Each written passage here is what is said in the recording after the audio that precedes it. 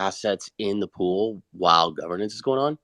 Well, I have half my algo in governance, which I plan to not move whatsoever.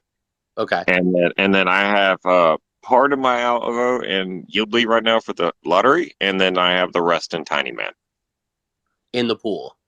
Yes, and then every time as I'm buying algo right now, I am taking yldy out of staking, and then because like once that governance kicks in, when I buy algo now, I'm just literally gonna throw it in Tiny Man for liquidity, just to help the platform. Got it. Okay, that makes sense. And also to help yldy at the same time. So I was thinking about doing about 80% of my bag in governance, and then just throwing a little bit in the lottery, and then throwing. Yeah, I actually removed some algo from the lottery. I was thinking about just taking the rest out, just because like, I don't know, like the odds kind of have gone so low. Like unless my whole bag's in yldy, it's kind of a real long shot, in my opinion. Well, I mean, you still you're earning yldy at least passively, and at a good APY. Yeah, but compared to the pool, my God, I mean, the pool that I just did when I moved my stuff out, it was amazing. I mean, I didn't think that, like, I think I made like 100 algo or 200 algo and like 1,000 yldy. Can you tell us in percentage, please? Like, what is the how? Yeah, so I put I put roughly about $10,000 split between algo and yldy in the pool. So you made 10% in 2 days? I'm trying to figure out if that is real, but that is huge. Yeah, I think that's right. That is huge. But I think it's because when algo dropped in price, a lot of people usually flip yldy into algo, and there's more algo, I guess, or there's like a little bit of distribution arbitrage. And Wow. And so when I pulled my yldy out, there was an extra, I think like 100 or something like that algo in there. And then when I swapped yldy at these prices at this moment, I was able to get another like 80 algo. So Well, what Wow. most likely happened is like a lot of people were using algo to buy your yldy. You catch what I'm saying? yeah, So I that's think most likely what happened. so. I Especially, don't think it's that good. I just think I timed it right. Oh yeah, yeah, definitely. it's just about. I mean, with liquidity pools, just especially in these early phases like this, it's just about patience and when you pull out. You know what I'm saying? And especially when you're doing a pair like that. Yeah, I'm like trying to figure out. I can't even figure out the math, but I remember taking a screenshot with my phone each day, like Yeah, kind that's of smart actually. running through the numbers under the manage part. And in fact, yesterday yesterday didn't look great. And then when I woke up this morning, I'm like, wait a minute, that looks really good. And then I removed it, and I guess it worked out. But I don't know. I think I made out of the 5,000, I think I did make about $215 US over like a 48-hour period. That's huge. Do you think we can have like a feature on Tinyman where they can let us know what is our gain or position like from the beginning? Is it possible? Is it even Chris is here. I always ask Chris like the difficult question. Chris, please, do you think it's possible to have the live gains and losses for like when we when we pool like this, when we use their pools? Individually, I think that it's probably possible, and you probably could do it without any type of upgrade to the contract, I would think. But that's tough to really say. Yeah, like I guess what I'm saying is if I had Algo to a stable, I probably not sure would have done that great considering Algo's price in the last 48 hours. But I don't know the answer to that. Because the thing is, like, you have to compare it to like the price of the assets when you put it in, and compare it to the price of the assets when you came out, and then also do the correct math between the two, and how many you actually have when you take it out. It's complicated math. Yeah, I cannot do that. Definitely. That's why I always stay away from any kind of yielding, because it's too difficult for me mathematically. I don't have the level. If it's not visible straight away, I don't play with it. I never really did that before. Yeah, I can't even do the math. I mean, I'm just trying to figure out how that happened, and maybe people were using my yieldly to buy a swap like a lot as when I took it out. I don't understand the math at all. But the way the math worked out is okay. If there's going to be a price drop in Algo, I think it is beneficial if you're doing a yieldly Algo pair. I mean, you get a small fraction of each trade in that pool if you commit to the pool. I think Yieldly Algo is one of the most popular pools. So, and you put in, a few $1,000s, probably more than most people put in. So you probably had a large percentage of that pool. Yeah, I had like a little bit less than 1%. But also, like, what I don't understand is when I'm looking at the performance in the popular pools, it says that the Yieldly Algo pairs down almost 6% right now. That's just well, So, that's just volume you're seeing right there. It's down in fees. yeah. So I guess like, yeah. So look at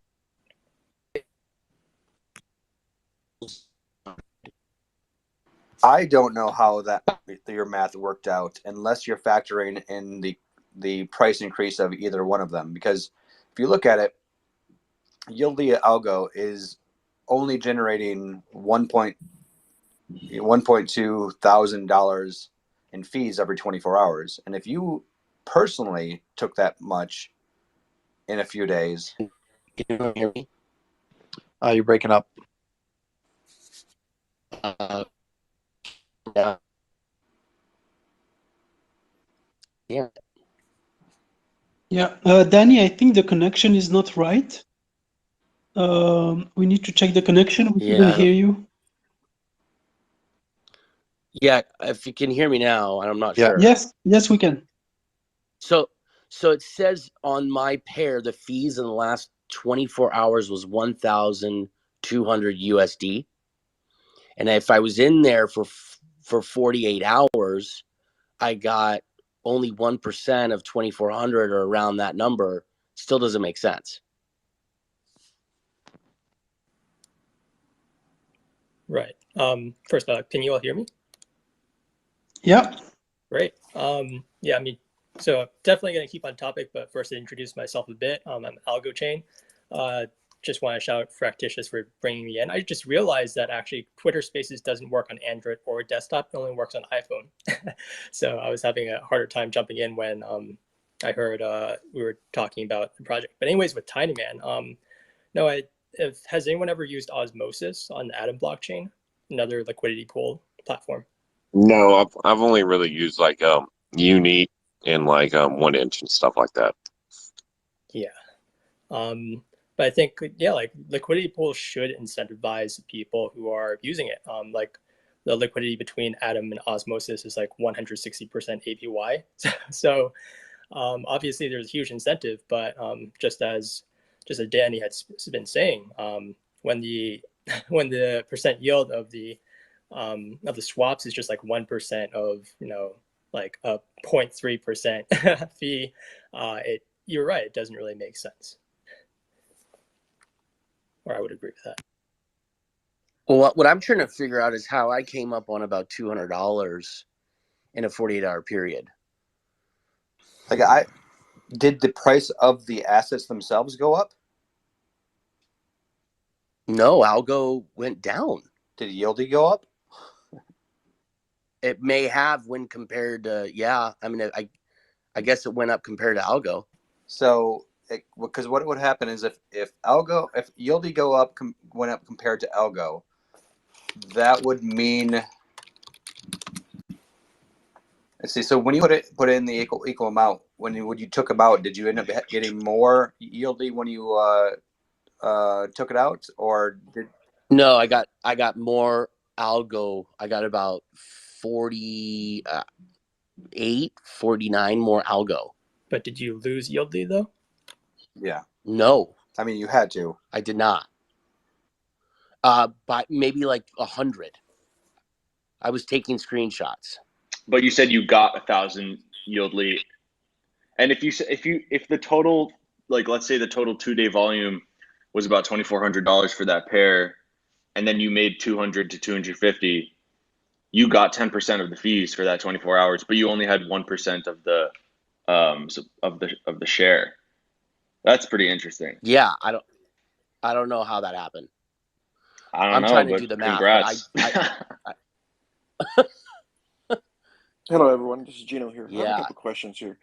So I'm kind of gonna, I guess, go back to basics here. Like, I'm kind of new to liquidity pools, so I kind of want to know what's the difference between, let's say, yldy and tinyman. Like, what is the benefits between the two? Because I was staking, Algo into yldy, or yldy and Algo.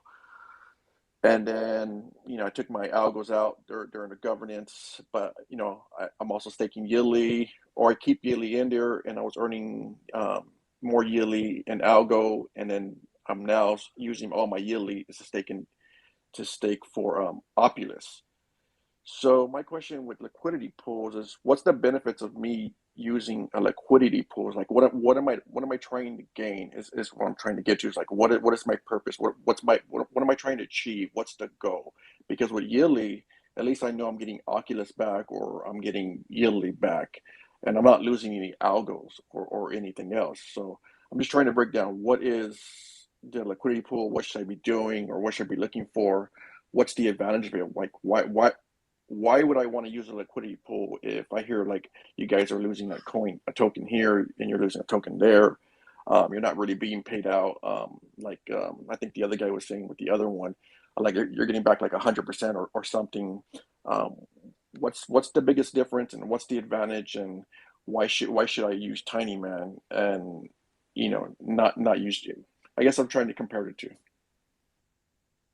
Well, the two are different. Yldy is a yield farmer where you can, naturally earn yield in some form or way for your liquidity. Okay. Now, when you're providing liquidity on Tinyman, you're helping them facilitate trades. Okay. So when you provide, like, let's say Algo or Yldy to a pool, you're saying that you're willing to buy or sell at any time for anyone that needs it. You know what I'm saying? So you're becoming what's called a market maker.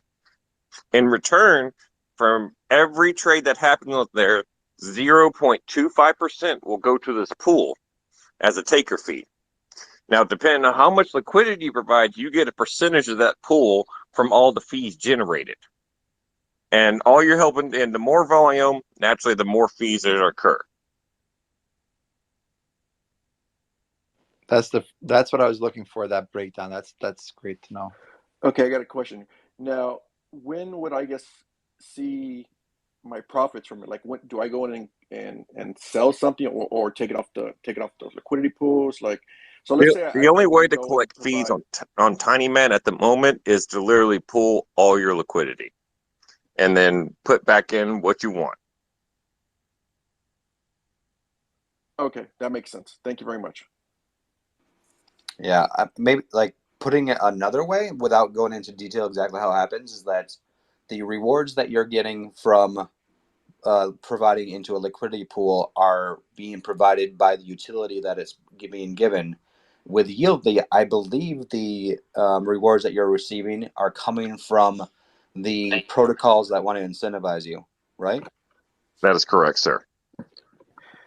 I have another question. Now, let's say I did want to go into a pool. Do I have to put both Algorand and yldy, or Algorand and anything else? I would highly recommend doing a more popular pool so you don't get arbitraged as hard, depending on Okay. when you want to pull it. So I'd recommend What like what what I'd recommend what do either you like consider? I'd recommend like Algo USDC, Algo USDT, or Algo or yldy Algo at the moment. Those would be the most safest, I would say. Algo USDC would be the most safest for a newer person, so it's a lot easier to kind of track your gains when the both pairs ain't changing in price. I see what you're saying. Okay, I think I figured Yeah, it out. and It's when I swapped the yldy back to and Algo. just one other comment on the arbitrage. I think one thing that people maybe miss out, and actually Algorand, if you watch his YouTube, he does a good job explaining this. Is a good there right now because the liquidity is low. There's great opportunity for arbitrage. So, for example, you have some. Let's say you're arbitraging algo price. You'll notice that the price of there's always a difference of a few cents right now because liquidity is low. It's either higher or lower on Tinyman versus on Coinbase. So if you had Algo on Coinbase, you could sell. So let's say the price of Algo was cheaper on Tinyman. You would buy it on Tinyman, sell it on Coinbase at the same time, and you take basically the difference. You would basically increase your total Algo. So that's something to keep in mind. Yeah, I totally arbitraged that Opulus And then, at one point because yeah, it went up to $3 on Tiny Man, like 350. It was and pretty it's crazy. yep. And I expect when the other dexes launch, there's going to be crazy arbitrage happening. And just so you guys all know, we're also going to be launching a arbitrage bot when we release when the actual reach dex is actually released, so that it will automatically arbitrage everywhere that needs to be. That is Wow. sick. Oh, Can you talk a little bit about that's so that? Can cool. you talk more about that? Yeah. I mean, it'll just be a bot that monitors all of the pools, both on chain and also in CEXs. And if the prices are fluctuate enough, it'll automatically arbitrage. Wow. That is so cool. That is super cool. With That's all that's ASAs? arbitrage wars. People will be fighting for that arbitrage. Yeah. And by the way, we'll of course Until your bot catches a falling knife. tell the bot what.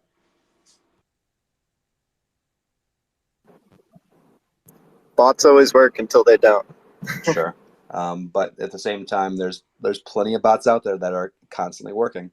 This is why in Uniswap 90% of the transactions on Uniswap aren't coming from the interface. Oh yeah, yeah. I mean, we need those arbitrage bots to keep the markets fair. Yep. So I actually got a question from one of my friends. What's the worst that can happen on Tinyman when putting up yldy and Algo? I mean, I have the idea in mind as well, but do one of you want to try to answer that? Like, what's the worst? Like, how do you lose money in a liquidity pool? That's kind of what the question is. Impermanent loss, or naturally, the worst case scenario, a hack. I guess impermanent loss in the sense. Impermanent loss is like when you pull your liquidity essentially at the wrong time, before the algorithm and arbitragers can balance it out for you, and then you'll experience what's called unrealized profit loss, and you essentially lose money. Right. I mean, yeah, I think that's a pretty simple explanation. I can actually give an example of that, where so someone created a pool between like a random ASA that was given as like an airdrop ASA and Algo. And at first the pool was like maybe like 1,000 of the coins per like one algo or something. So someone put in a pool of maybe like 150 algo and 150,000 of these coins. However, if someone, what happened was someone like me got an early in the airdrop and I got like 3 million of the coins. And actually there were a couple of people who had 3 million of the coins. So essentially how the impermanent loss happens is I can come into the pool and I can swap my 3 million coins for algo, basically eating up the entire algo pool, but leaving a lot of the coins. And then you end up with a pool that has 3,150,000 of the coins and like 2 algo. So the person who created the pool has the unfortunate situation where they have to either just leave it, or if they take out of the pool, they've basically lost their algo but gained 3 million of this coin. Very, very well put. Yeah. Well, yeah. That sounds like a really bad coin, by the way. It is. I mean, the impermanent loss happens if, like, I compared it to this guy thought he was a big fish, but there was a bigger fish. I mean, that's also how rug pulls happen. Yeah, but I mean, if you're gonna be, if you're worried about like, joining the pools, obviously you want to stick to the popular pools where, I mean, I'm looking at USDC Algo right now in 24 hours. There's, $4,710 of fees USD. You want to stick to the larger pools, in my opinion, to avoid any of that, even though it still can happen. Yep, I agree. And what about the USDC USDT? Well, because that's $1 $1. So what's the reward? Like, what's the APY on that? Someone try that? No, the volume's still significantly low on that one, to be honest. Okay. Yeah, I wonder if it's a good idea, but maybe it's very, very like low. Yeah, maybe it's a very low one. At the moment. Hey, look at this guy. We have this guy. He made like this fame. He took this fame handle. Hi, fame guy. Jump in if you want. No, he left. He made this fame. He took this fame handle and then he texts me, "Hey, do you want to buy this fame handle from me?" Like, this is so funny. Like, I don't care about his handle. It's insane. Like, people trying to make a buck from nothing. Bilal, what do you think of the fame price going up to, what was it, like $25 at one point on Tiny Man? Yeah, this morning, Chris knows we talked about fame for like 1 hour and a half. I don't think we want to go back there. We talked about every aspect of fame. It was super interesting, and I learned a lot from Chris. But I don't think Chris wants to go back to this conversation. Chris, what do you think? I mean, if people want to talk about it, people can, of course, talk about it. I'm personally done talking about it. You guys cannot talk about it, Blake. Well, let me get specific with my question then to keep it short. I think fame listed on Tiny Man about $1 and it went up to 25. Just as the project's lead and someone who had said you didn't really care about the value of it, how did this make you feel? Actually, like, yeah, that's a conversation we had this morning. Actually, I like it. Why? Because it means that the illiquidity of fame that I planned from the beginning is working. So it's not a really tradable asset. So the liquidity pool is empty. It's very hard to price, even with bots, even with arbitrage. So basically, that's what I was saying this morning. It's a pretty good one. It's probably easier to participate in the challenge to earn them than to try to be a fame trader. So I like the idea that there is no fame. And also I like the idea that the bigger whale, that this girl, Sarah, had 65 fame. She basically dropped everything yesterday. And I'm quite happy that yeah, at least one whale disappeared, and I like the idea that there is no whale.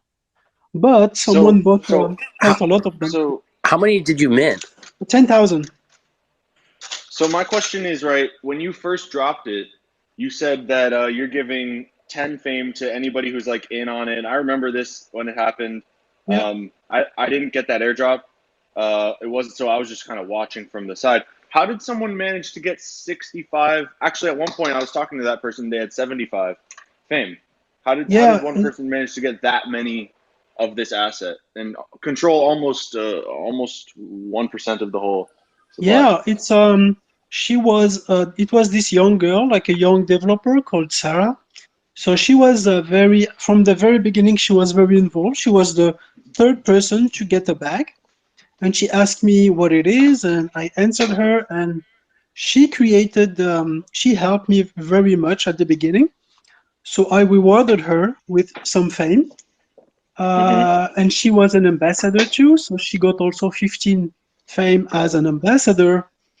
And every time she would do a lot of work, and she did a lot, to be honest, I would reward her like 5 fame or 2 fame.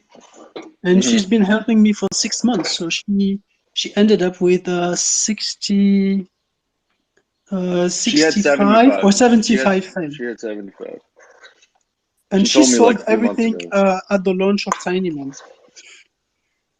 I mean, I guess it's better to have been done now, but yeah, I mean, I have nothing to say about it because I don't really like. I think it's tiny, man. It's a Dex. There's nothing that anyone can do. But it's just Yeah. interesting that it had an insane price run, 25x in like a day.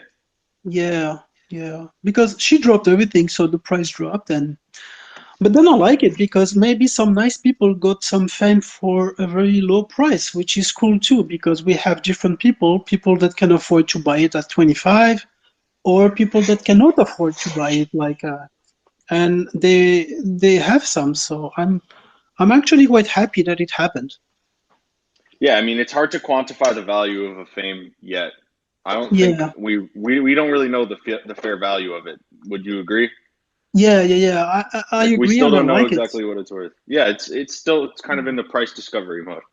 Exactly, because it's easier to earn it from someone that wants to give you one than to Hmm. try to price it. So yeah, Yeah. I'm all fine with that. I like the symbolic value of fame more than the dollar value. My goal with fame, like I said, the first tweet with Algorand fame was beyond money. So to not be related to the dollar, to forget about the dollar. That was the goal. And I think it's kind of working because of the illiquidity of fame. Yeah, I think it's pretty interesting that you mentioned like going beyond the dollar because as someone in the NFT or like FT space, with all these games and projects, my personal like perspective on it is actually a lot of player base, a lot of users don't really care as much about the US dollar value, or at least like they did when Algo did it 2 times. But overall, a lot of things on the market are priced in Algo and not actually US dollars. So it's kind of bounces off an earlier question, like, well, can you chart or can you chart out the prices of these liquidity pools? My opinion is actually if you can chart out something in terms of algo, like yldy to algo or another token to an algo, that would actually be still pretty effective because a lot of people in this space still have their mindset around I'm buying this with algo rather than buying it with US dollars. Yeah, I love it. Yeah. Yeah, I love it. Every time we price something with something else than the dollar, I love it. Like to price things in algos. Like for me, in the Algorand ecosystem, I price everything in algos. I think in algos. I don't care about the dollar. So I love it. I think it's sometimes tough to price things like let's say an NFT and algo because that value of algo could swing in a week, from now it's like $2.10 to $71.75 and like it's just bit inconsistent. Like sometimes when I buy NFTs, I'm like, is this a good deal or is it just like, am I getting scammed right now because like the price of algo has swung? That's kind of a Yeah. crypto problem, but Yeah, like we've seen it. And like to sort of build on that point, we've seen how like maybe an NFT that was worth 100, people back when algo was like 80 cents a dollar, people were fine with spending like $80 or $100 on NFT. But once algo 2 times and now it's double that, now algo is like $2.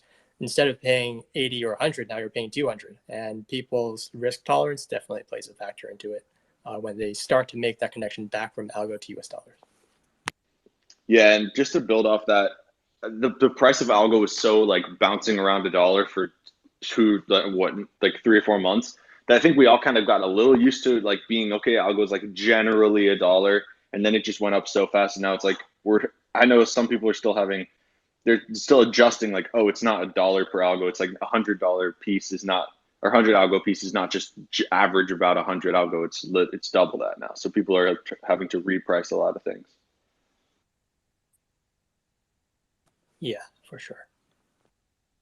I guess it raises a question, like if you're buying NFTs and you want to flip them, is it even, you have to question if it's worth it, because if you think the price of algo is going to go up, you're not going to want to spend a certain amount on one thing and then sell it for technically less algo. Might be more US dollars, but less algo than you had before. Yeah. I'm definitely happy to share my experience, or if anyone wants to ask me some questions. I've been in the Algo NFT space since April. I think it really kicked off when I remember, when John, or as known as Stone Fund, you kicked it off in April, the subreddit, and I've been around since then, since the beginning. Well, what I would consider the beginning. So if there are any questions about like price differences or the market of NFTs, I'd be glad to answer. I remember receiving your keychain in like May, the 3D printed one. That was awesome. Yeah, that was the second physically backed NFT. Well, in that case, it's an ASA fungible token because there was more than one minted. But I think you took the spot for the first. Well, maybe first physically backed NFT with your Oh. Now all I would say on pricing is like don't buy an NFT if you're looking to make like a quick dollar, because you can get so wrecked. Like you can buy something and it will, like, you could spend $100,000 and the next week it could be worth absolutely nothing. Like you could not get your money out of it for 10,000. So just always remember that. Like buy the shit because you like it, not because you think you're gonna make fortune. Exactly. Right. Like you want to buy something you actually cherish, and that like, I don't mind waiting for a long time for the sales because I actually enjoy it. It's like how I feel with my ape right now. Yeah. It was actually a recent. I just spent 17 grand on this stupid mutant cat, and it's just going in the vault. Like I will not expect to sell this, and that's how I'd assume, like, if you make any big NFT purchase, big relative to your bag size, then it seriously don't think about it as liquid, because it's not. Exactly. Till it is. Is that mutant cat on ETH or Algo? It's on ETH. Please don't kick me from the call. No comments. No comments. Pretty soon we can wrap those NFTs in some Algo, just so you know. So we got that coming. No, it's fine. I just want to understand, like, once you went towards Algo NFTs, how did you pivot back to ETH? Is it a community? Is like, what's the hook there? I think a big part of it. Well, for mutant cats, for me, it was I owned. Sorry if I'm breaking up. Can you guys hear me? Okay. Good enough. Yeah. Okay, the Cool Cats NFT, I was in, I don't know, 3 or 4 months ago, and I flipped it, for, I don't know, 0.25 ETH or something, and then the floor went up to like 13 ETH, and I completely regretted it, like, because I was in it at like 4 ETH, so now I was just like, okay, for Mutant, I'm just gonna buy it, and I'm gonna put it in the vault, and I'm not gonna think about it. So I got the 11th rarest one, and I'm vaulting it. So it's like a personal thing for me. I would not suggest anyone do it, because the mutant collections are usually like second tier. It's never going to be a blue chip if it's a knockoff of, an original series. I mean, that's just like a regret buy, I guess. I don't know what you would call that. It seems like FOMO. Yeah, it's learning from my mistakes. To be honest, like I sold Cool Cats. I lose sleep about it, and then so I had to get back in. That's it. That's what it is. But here's another perspective. So I don't know how many of you have been following the disappearance of one of the artists, or I don't know if you've heard of the project World of Light by. Yeah, I brought that up earlier. That guy just went Uh, MIA. yeah, I was held about like 40 of his cards. I put in like maybe Can we get at some least background on 500 the Algo. project? Yeah, sure. So this is a really early project, like starting around April, probably the oldest, like big NFT project, where we saw like an early whale bought in, we were spending like 100 algo when like typically NFTs or ASAs at the time were only like for sale for like 5 or 10. So it was a huge project that blew up and had a really great roadmap. The idea was to have these cards that become units and begin to incorporate storytelling where users would gain like the game currency just by holding the cards, and that allows them to vote on what happens in the story. It was going to be some like really big epic story building, world building, player versus player versus enemy kind of game. I'll leave that as like a short summary of what it was supposed to be, but I think recently and I do believe that the creator of this game really intended to follow through. Like he really had a vision, he really had the passion. But I think recently, with just the market of his like NFT prices going down, we probably saw a turn where it wasn't as profitable. Like the costs of developing were no longer going to be how to say efficient for the purposes of the profit being drawn in. I think there was also the thing of the roadmap was too ambitious, and he wouldn't be. Maybe he was worried he wasn't able to deliver. There were a lot of ways for him to handle this better than just disappearing, but all in all, like that's kind of what happened. It was probably just too ambitious, and it wasn't going to be profitable enough. Yeah, I mean, I'll take any questions. I don't want to speak for too long. So, do you want to trade your staves of power in, or what? What are we going to do with those things?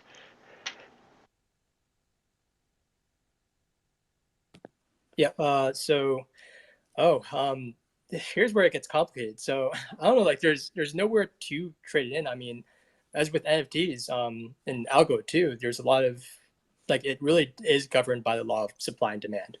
If there's no demand, it's not going to be worth anything. And artists create demand either by creating some really nice art pieces, either by creating a series, and obviously like the lower numbers or the rarer NFTs like with better attributes are worth more.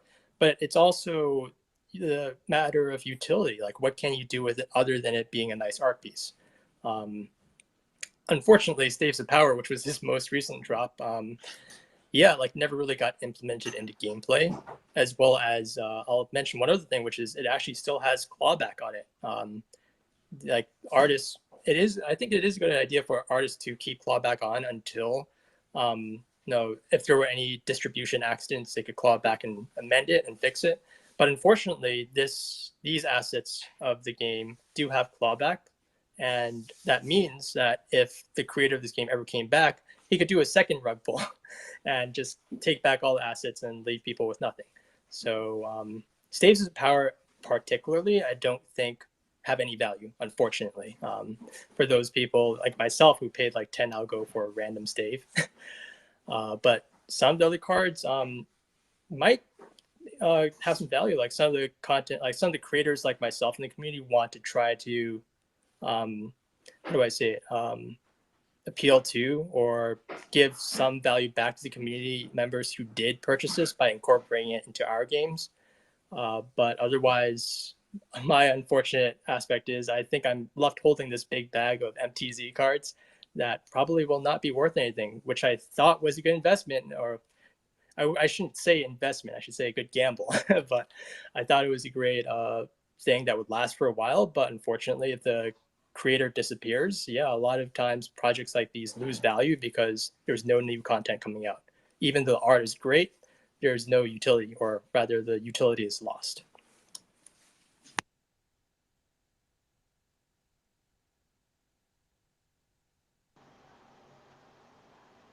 Yeah, just a shame when that happens. It's unfortunate that you know that somebody else couldn't pick up the mantle and run with it, but I guess it's the nature of the beast.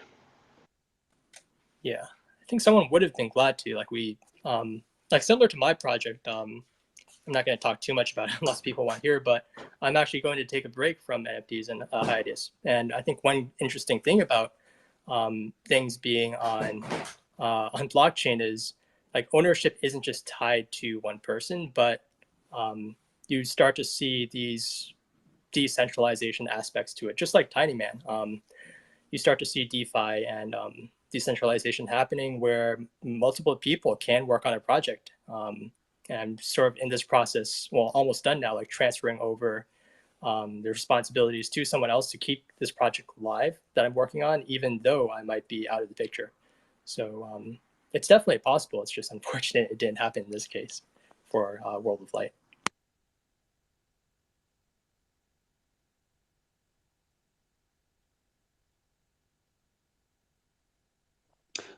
Do we have disconnections? Can you hear me? Hi? Are we disconnected? I can hear you. No. I hear you. Oh, sorry. Because I have my screen glitching, Twitter, Cody coming in and out, like something is wrong with the Twitter space right now. I thought it was completely broken. So fine, yeah. Has anybody been much involved with Headline and their HDL coins? Anybody familiar with that project, or do we have those folks on here at all? I don't know if they've ever joined.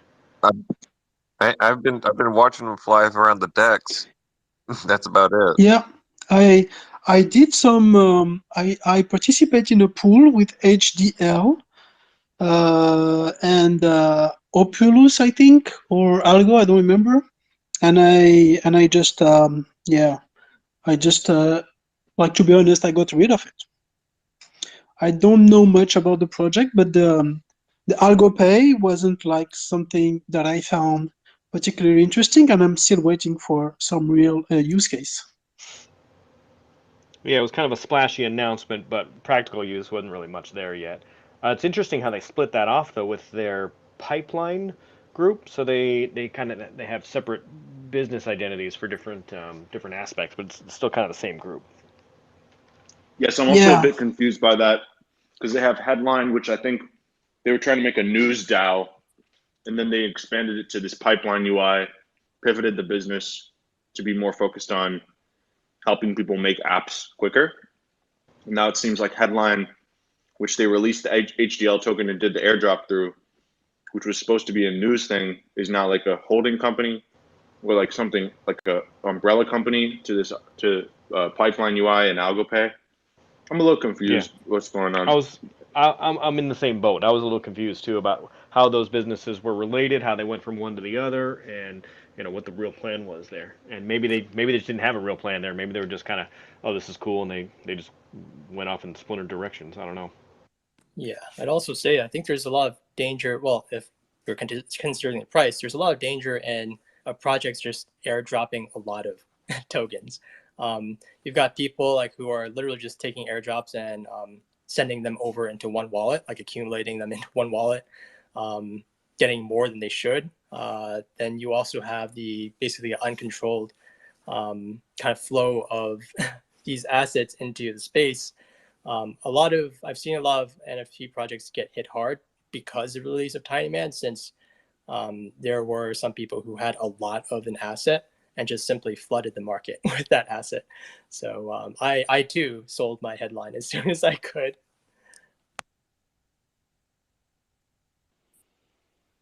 yeah.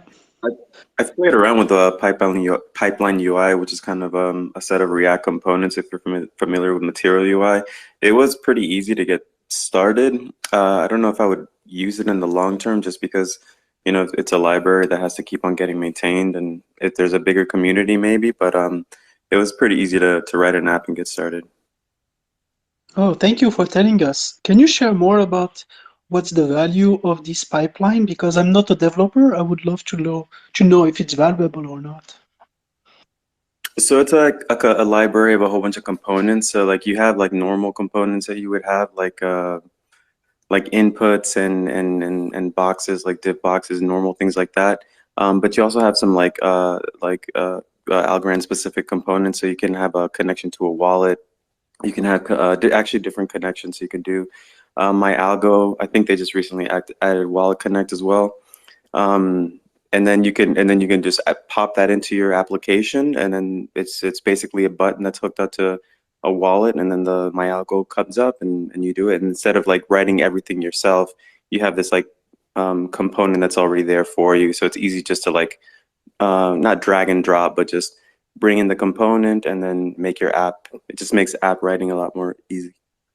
But doesn't it it sounds like a very basic function to me, like to like I don't feel like it's something very interesting in terms of like a tool. What did you think about it? I mean, if you're coming from scratch and you want to get like up and running, it makes it easier, because if not, you would have to write everything yourself. But you can, I don't know, it's they there's another library called Material UI, which is pretty popular, and a lot of it looks very the same. They do the theming very very similar, and so you could use a Material UI and then write your own Algorand specific components. I think if you want to get up and running quickly, it's good, but maybe for the long run, like as a developer, you're kind of wary of libraries coming and going. If they don't get supported, then you're kind of like screwed. So or you have to do it all yourself. And so like before you adopt something, you probably want something you want to consider. But if you want to get up and running, it's pretty good. This is a major problem. I can concur with David there. Because each library has sorry. We've also at Reach have put a lot of effort into guaranteeing the longevity of the project, as far as actually how long our runway is, and we're very very focused on making sure that the Reach the entire Reach platform is something that has that will be around for tens of years at the very least. So it's a very big issue. Yeah, because with Reach, you build such a big community that we can rely on it. And when we use it, the libraries, I guess we can be reassured that it will be worked on for years. Where in Headline, they just have like a few people, I think. I don't see the point of trying like a very small new library. I mean, to be clear, when Reach started out over 2 years ago, we didn't have a huge community then either. So it takes a lot of time to actually get to point.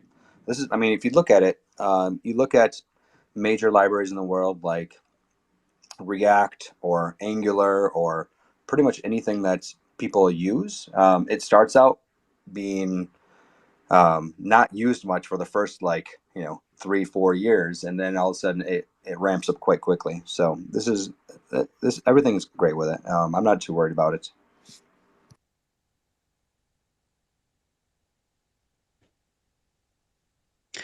We have Bank of Algorand. How are you, my friend?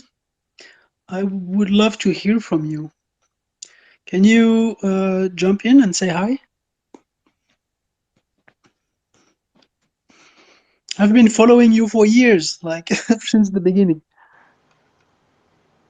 Right, one of the OGs, OG Algo fam. And I also want to know if you saw your name listed as like an actual bank on that. Somebody put together a terrible infographic and had all kinds of mistakes in there. But Bank on Algorand was listed. Hey, how's it going? Hi, good to hear from you. Very good, man. What? Can you Good to hear me? hear from you. How are you doing? I can hear you. Oh, I just finished my last drop on AP2 for the Algo bots. Oh, cool. I love the new colors that you put. Like, you really did some amazing work with the coloring. Yeah, I try to switch it up and make them all a little bit unique. So they all have, like, I only plan on making 125 of each background color. So have a little bit of variety in the artwork.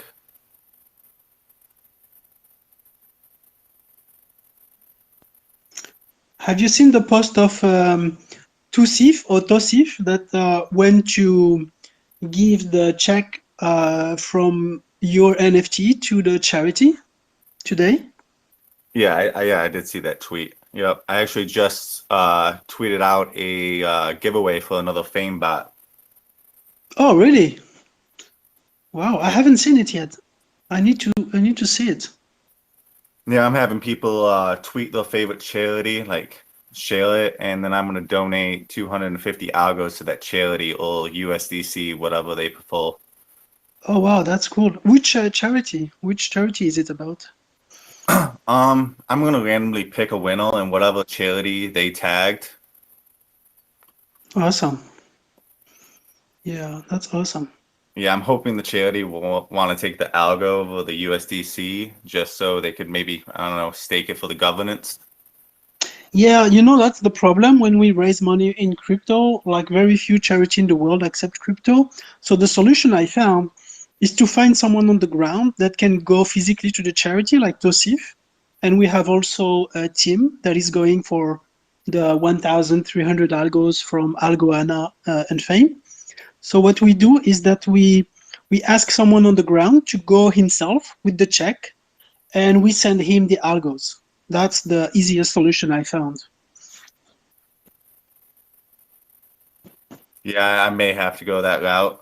We'll see when I contact the charity organization. Because you can't Yeah. really depend on the charity to understand like staking algo and like it's kind of a lot for people to figure out. Yeah. Yeah, I can see that. I do think algo is one of the easiest cryptos to actually stake, but it is somewhat nuanced for people who have never been in crypto. So Yeah, it's like Yeah. it is one of the easiest to onboard for sure, but it's also just like honestly, when most people hear like crypto wallet, their brain immediately goes blank. Like they have no idea, and they kind of like shut off. They're just like, oh, I don't understand this. Like so many people I tried to explain it to. It takes a while because like even though it's not really complex, it's just basically like setting up a username and password, but a little bit more. It's still tough for people to like. It's new technology. We take it for granted sometimes that like if you're in this chat room right now, you're probably decently technically savvy, and most people actually are not that way. They need things pretty simple for tech. I think that Algorand just has a great like usage wise. It's very smooth compared to a lot of other platforms, in my opinion. So to ask a question to the room, the current numbers for governance dedication are about 400 million, 350 to 400 million. And I'm wondering, do you guys expect a big rush this week, or do you expect it to stay around these levels? Big rush. Big rush. Yep. And big rush. why do you think so? Because most of the whales have are still holding. Yeah. And then once they put it in, dude, the FOMO will kick in. I'm thinking people are probably kind of wanting to see what the prices are going to do before the big rush. There's also the thing though where you could actually commit another amount. So I mean, I think the safer thing is to do what I did, where you commit 3 days earlier, and then the day before governance close or opting into governance closes, you can commit again with a new amount. So that way, if you miss a deadline, you're not left with nothing. Nothing. yeah, Hey guys, I want to share with you. I just want to share with you guys. I just tried at Tiny Man, and I did a swap right now, and actually worked freaking awesome. I swapped all my headlines for yldy, and it worked out great. I find it hilarious. All just dumped headline. Sorry to cut you off, Kings. Oh no, you good. Yeah, I have a question. Like I seen like a lot of other sites for NFTs. They have like the the NFT calendar for the upcoming drop dates. Do you happen to know where I could find one of those at for the Algo network for their NFTs?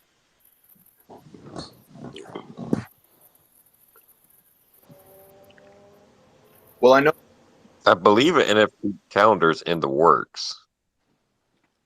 Oh, okay. Yeah, because I was trying to look around for that earlier. You, Yeah, I you think. mean you're looking for a marketplace, like an NFT marketplace? Oh, Is it what you mean? I got the marketplace, and I also just now found the new one that just now came out called the Arbitrage.io. But Oh yeah. yeah. So I've been looking around on that one just morning or whatnot. But yeah, I'm just trying to look for a calendar update that let you know upcoming drops on the Well, Algo network. you know, I there know is a of Discord. one. There is a I'll link. big Discord I'll link. channel that Yeah, around NFTs. There is a big Discord channel that can really help you, I think. Okay, is it anywhere like is it a Twitter link or something I could go to get into that Discord? Yeah, I will try to put it out for you. you can go to right now. You can also go to algonft.net. Algonft.net, and that's a calendar for I drops. linked it above for you guys. I linked it above. Okay, I appreciate it. I'm about to check it out now.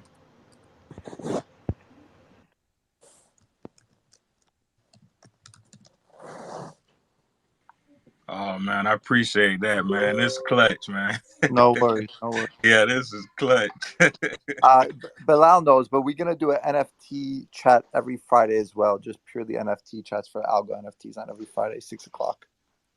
Yeah, I've been there. I really liked it. Like, it's really focused on the quality of the art.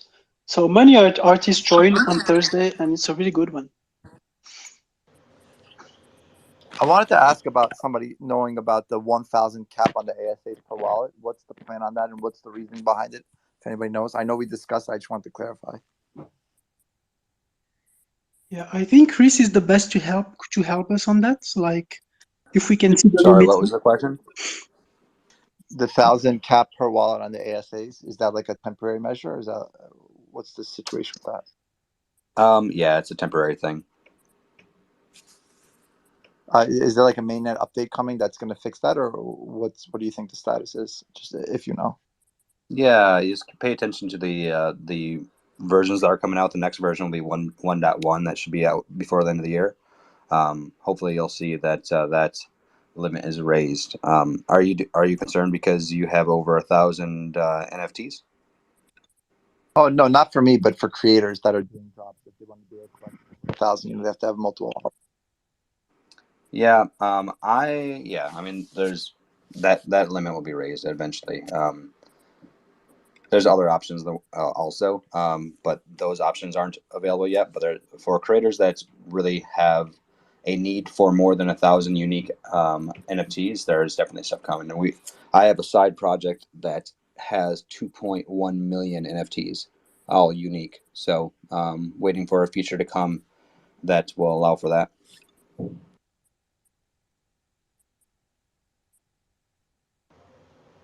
So, what project is that, Chris?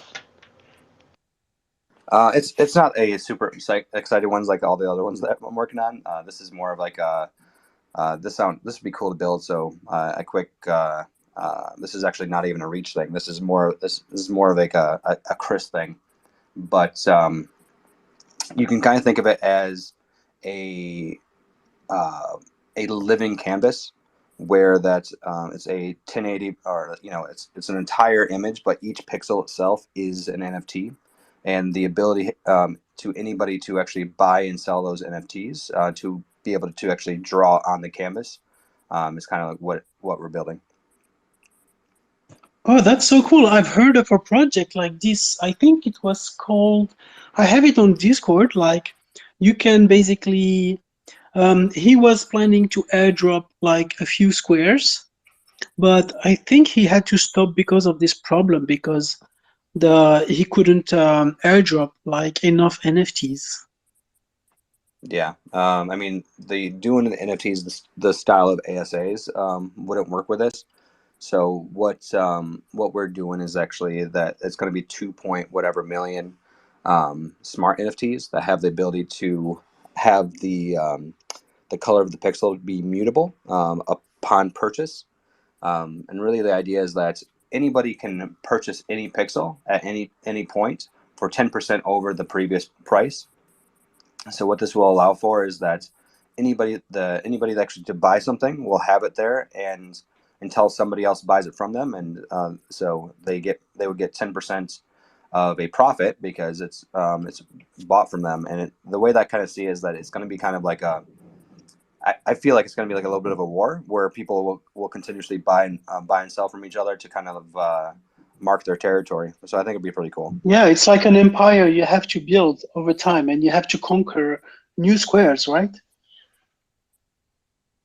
I mean, yeah, but yeah, I mean it's like I said, it's not nearly as cool as the other projects I'm working on, but it's a really cool use case to show when you have a large collection of NFTs and smart NFTs at that have the ability to be mutable, and rather than just being static, other than the ownership. Yeah, that's so cool.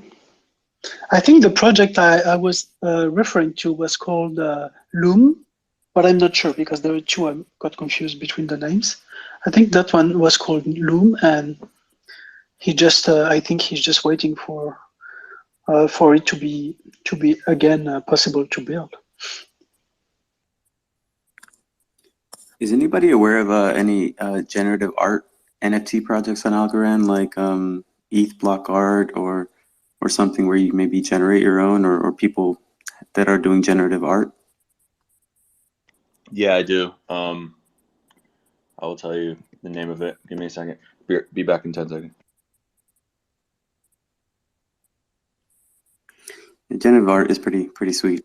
There's a lot. So when you say generative art, there can be multiple different things. So one of them is generative art upon creation, meaning that the art itself is generated upon the actual minting, but then it's static from there on out. And then the other way to look at it is that it's art that changes over time depending on other inputs or oracles or whatever you want to call them. So that like say every single time it's traded, the art the art itself actually morphs, or it's something that actually monitors a different oracle, and depending on what that is, the actual art morphs. Like what do you mean Wow, exactly? the second option sounds interesting. I did not even know that the second one existed, so which sounds awesome. So I'm speaking more about the first one. I've seen projects where there's AI things where you can that generate art on their own, and then there's sites where you can actually mint your own generative art just based on certain inputs, and you can make a whole bunch of different types of those and publish those as NFTs. But that second one, I mean, I've never heard of that. That sounds pretty sweet. Sounds like a living creatures. Can you tell us more, Chris, about the second option? I mean, it just, you know me, I get thinking about things a lot. And this is one of the things that is definitely possible, where the NFT itself, because once again, an NFT is just a data structure. And the data structure can have multiple variables that it reads in. So an NFT can actually be an application that you pass around. So you could do things like monitor the price of yldy, or monitor how many people hold a governance token, or whatever you do. And then what you do is you feed that into an algorithm, that the algorithm itself is what makes the actual NFT look how it does. So when you render the NFT, it feeds in the actual variables of that it's watching, and displays it in the way that the algorithm displays. Wow, this is mind-blowing. It's literally like a living creature that has an input and that reacts to that input and change over time and evolves. Like we can perfectly imagine a kind of living NFT that really reacts to its environment and to like wow. He can get older. He can get happier and sad. Like that would be amazing. Until you like one piece of artwork, and then it changes, and then it's lost forever. Yeah, that's the other thing. Is like you like it one way. Yeah. The other thing too that's I had an idea for is an NFT, a living NFT that mints NFTs. So what it is that as things change, the NFT itself morphs, but every single time that it actually changes, it actually generates a new NFT that is locked to that one. So you can actually buy those NFTs from the NFT, which then the NFT will actually have value. Wow, like a species. Like we basically can create a living species of NFT. Let's do it. Let's do it, please. Like, please, let's do that. I want to see that. Like, seriously. Anybody wants to do it, I can tell them how to do it. I got way too many things of myself I'm doing. So shit. That's an incredible idea. Like, seriously, like, and that's if I could code, I would literally start this right now. This is an incredible idea. It's basically building a species, a digital species on Algorand.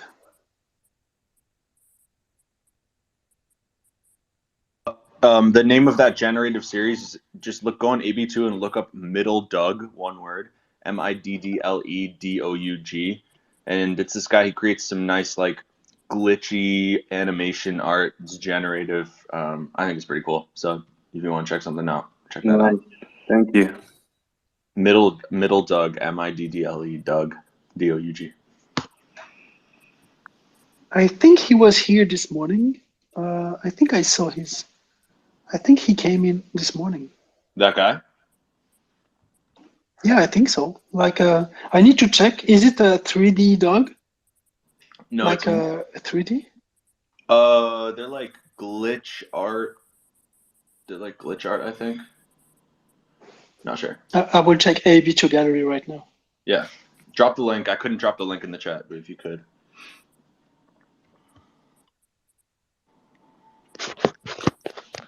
Guys, I think I gotta go for now, but it was a great chat. Learned a lot. I'm gonna drop a video later today. Keep your eye out for it. Awesome. What is it about? I'm not sure yet. I'm gonna decide what's an interesting topic for the day. Cool. So yeah. Talk to you soon. I'm actually gonna go get some get a new cat right now, so that'll be fun. All right. Have a good one, Enjoy y'all. your cat. Bye. See you later. Cheers. Awesome. Later, bud. Yeah. Who else do we have here in the room? I've got another about 10-15 minutes before I have to get going to run club. So if anybody has any questions about anything on the actual product side, shoot them over. Thank you. Are you going, Chris, for the there is this auction, like the Algorand auction? Is it in like 30 minutes? No, is it? I don't know. I forgot the time. I thought it was 2.5 hours away. Oh, okay, cool. Okay, cool. Can I pose a question to the group on something kind of unreal, a deviation, a tangent? So I started a meetup here in Washington D.C. and it's it's about Algorand, but it's kind of just crypto in general with a focus on Algorand. And since being close to Washington D.C., like I'm trying for it to have regulation bent. So, and the purpose of it is education. Get people talking. And I've reached out to some friends that work in the World Bank, and I'm trying to reach out to some other people, hopefully at the Treasury, SEC. And I was just wondering if there's any. I know it's like a boring subject, but every time it comes up, I kind of feel lost in the discussions. And like I was wondering if anyone had any just things that they would like to see, things that don't make sense, or just general feelings about what they would like to see about regulation. I just heard of all of it doesn't make sense. I think Algorand has teamed with. They have someone working in Washington for around lobbying. So maybe we can have something. Maybe we can try to connect you with the team if you are in politics. Are you deep into politics? Not really. I mean, I'm from the tech side, but I mean, it being so close, I figured it would be good to have that regulatory bent. I did talk with Autumn from the foundation. Yeah. And so I'm in communication with her, and hopefully to try to establish that network here too, and definitely just get discussions really. You know, I would personally like to see something from the Treasury, the SEC being, hey, these are the things, these are the challenges for us. Like, you know, what exactly is the security that you can talk about, the Howey test and all this other stuff, and like what does it mean to be a commodity as opposed to security? Things like general, like basic 101 Yeah. things that I think it would go a long way. I think they have someone for more than 1 year. I remember reading about it like 1.5 years ago, and they already have people working. But yeah, we never have enough. Like regulation is a big deal. I just want, like, you know, clear transparency, you know, a simple way instead of playing this guessing game here, you know what I'm saying? Just a clear framework by now. I think that we just need generally more enthusiastic politicians or a group of new politicians that are enthusiastic about crypto. I think that's a generational thing. Yeah, it is generational. You're totally right. And in Europe, it's even worse. Like the situation in Europe, I'm in touch with some lawyers in Europe, and it looks very bad because they are considering they are considering treating art NFTs like art, like graphic design NFTs, like securities. So that might be very like really bad for the whole industry, and that can make many people see the value of the NFT drop dramatically.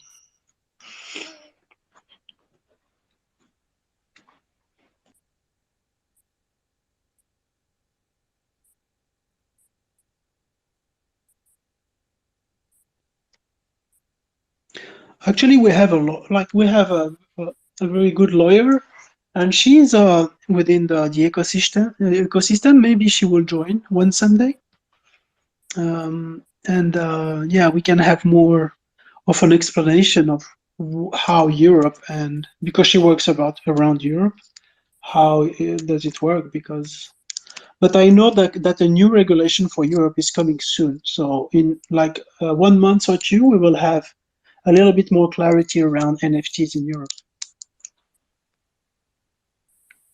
That sounds great.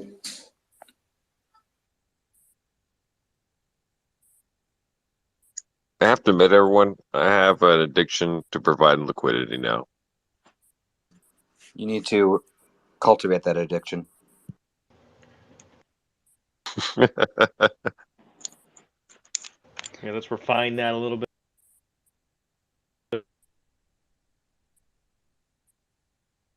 What's that, bud? You were breaking up there.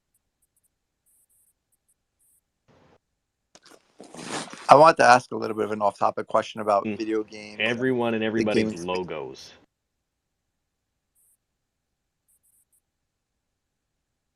And do it.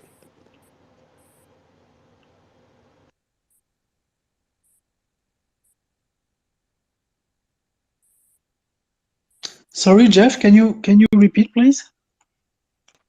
Yeah, I just wanted to ask about like things like Polygon and Immutable X and layer twos for gaming on ETH. What's like the possibilities of Algorand gaining some traction in that space? Is that, you know, a strong use case? Is that like a addressable market that you think the Algorand could eat into eventually? Because I know for NFT, Oh, yeah. Which market? you know, the video game market, like Polygon has a lot of games being built on it. Oh, you just pause that thinking for less than a week. Oh, geez. Nothing else. That's all. That's all you're giving us. 1 week. That's the tease. That's very soon. That's awesome. Chris, that's the tease. What else? I'll say if anybody is interested in building video game things on Algorand in this chat, DM me. And if you're looking for grants or any type of funding whatsoever, is that more? Is that enough? Wow. I mean, is there projects in the works? I mean, I know sometimes you can't say anything, but I'm just curious. I mean, yeah, that's amazing.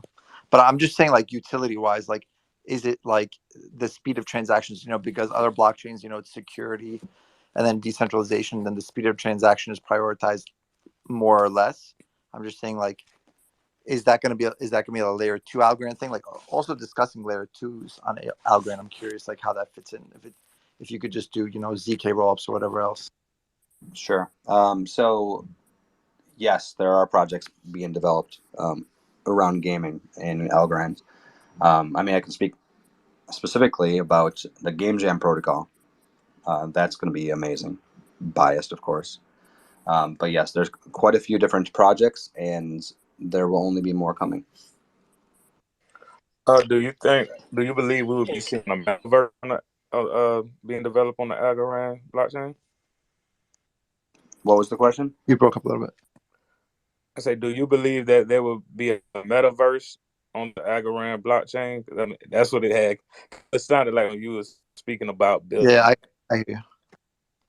Can you hear me? Metaverse. Can y'all hear me?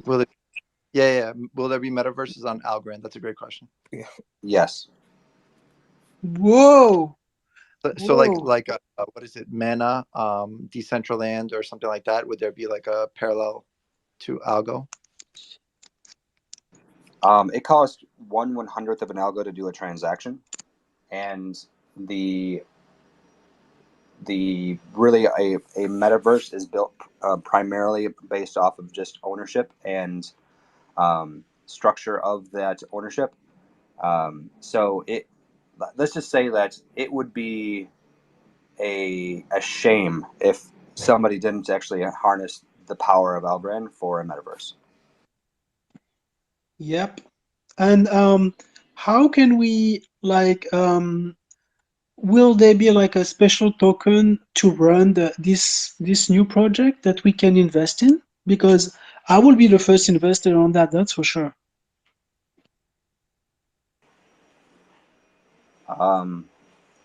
I mean, usually decentralized products have a decentralized governance, which are usually governed by a token.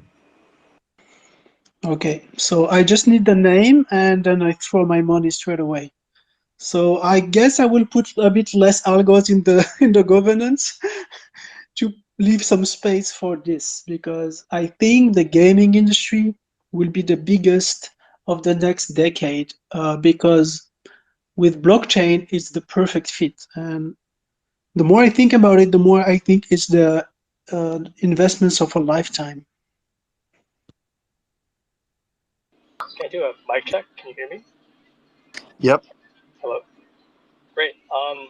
Yeah, I mean, to speak on gaming, I think the grocery store game was mentioned briefly earlier, but it also does bring to the topic that the huge bottleneck, I think, in gaming right now is the developing capabilities. I know like some of the concerns were with the grocery store game where like it's too hard to figure out, and that's something we definitely want to figure out. Like if we can get a user-friendly like UI on a browser to simulate the idle game that the grocery store game is supposed to be, I think that could definitely bring in a lot more players. But just finding a dev who is able to operate on Algorand has been the hardest part. I mean, in the space of maybe like 4,000 or 3,000 people in the communities I'm part of, only like maybe like 3 or 4 major developers are in that community. And like speaking of a metaverse, right now like the grocery store coupon, which is an ASA I created, is something that's being used by like dozens, like I'd say between like 20 and 40 different artists for their drops. But yeah, the developing challenge is the matter of creating a platform that makes it a lot more easy for newer users to enter, makes it easier for those who are not as maybe technologically savvy to be able to participate and partake in all the action that's going on.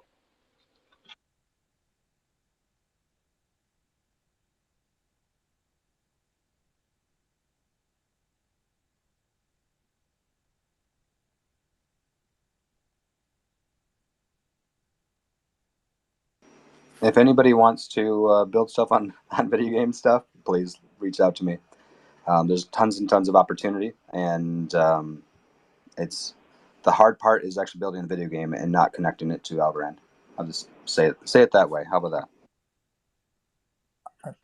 Makes sense. I'll definitely reach out, but I've got to run, so I'll try to check back in next group fam chat that you have when you're talking about NFTs and NFT gaming. that'll be great to Yeah, get into. well, we will add another Algo fam chat on Thursday. So Thursday, 6 p.m. New York time, because some people cannot make it during the weekend. So now we will have three, and yeah, that will be nice. And we will have some people that were not available yet, like Domingo. Carlos Domingo is the CEO of Securitize, and he knows quite a lot about the subject, and he's happy to join and to help us understand what is the US regulation a little bit. So that will be super interesting. I'll try to make it Thursday, 6 p.m. All right, but take care, everyone. Yeah, thank you. Hey, Bilal, are you all on Discord as well? I mean, not Discord, Clubhouse, I meant. Oh, yeah, I have an account on Clubhouse, but I never use it, to be honest. Like, I found like there is more people from the ecosystem here. So, and we actually started. It's actually it's Cody who I started. was gonna say the first try was there, right? It just didn't work out very well. Yeah, we started. You remember, Monty? We started there, but not many people use it, so we just came back here. Right. All right, guys. We'll have to actually head out. So until next week, you know how to get hold of me. Thanks, Chris. Yeah, Thanks, Chris. thank you, Chris. If you can make it on Thursday, that would be awesome. Later, Chris.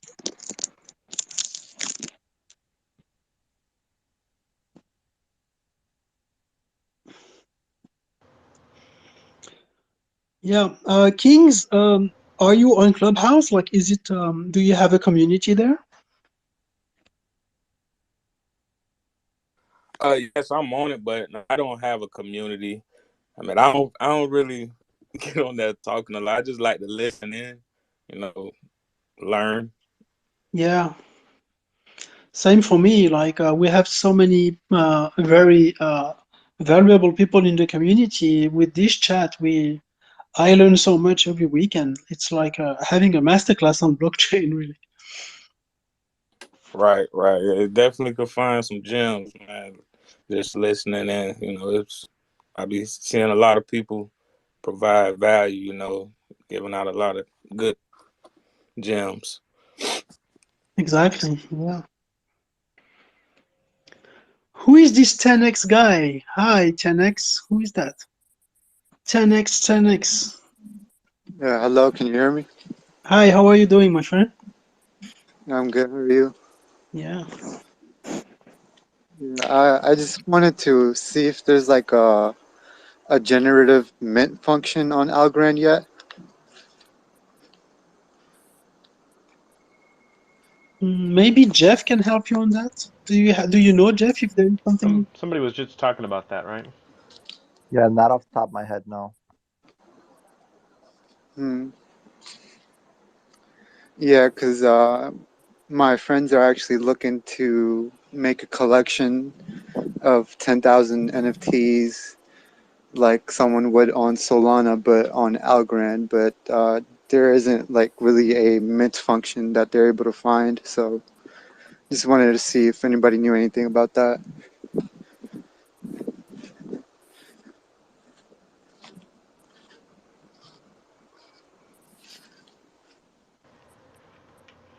Nope. There's definitely an opportunity for someone to step in and help facilitate something like that, though.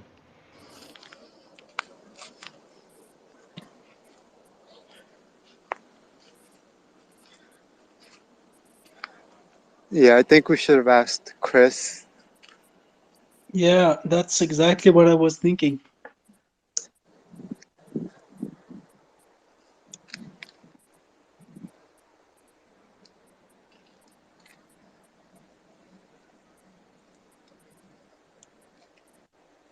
I think we have some. Oh, I'm sorry. What was the question again? I've been like hardcore, like feeding my liquidity addiction. Oh, I just wanted to find out if there was like any like mint function for generative drops.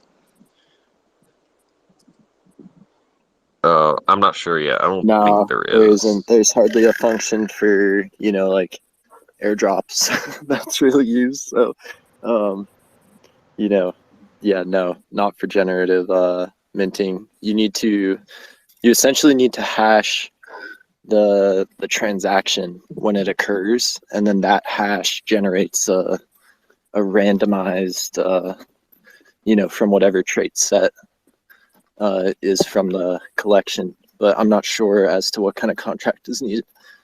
I think it's like on ETH the 720s can do that. Oh yeah, I know what you mean. Yeah, yeah, not yet. Maybe on the I believe on that new update, I think we'll get probably something like that. Yeah, because there's a lot of demand on Solana for NFTs because of like the Metaplex function.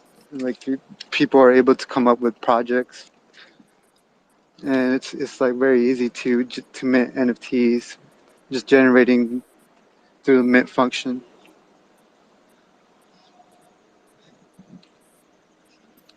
Yeah, that isn't on Algo yet. You need to use your own script for right now, and then to actually mint them and distribute them, there are some ways you can automate it, but you pretty much have to do that by hand. There's no website to help you.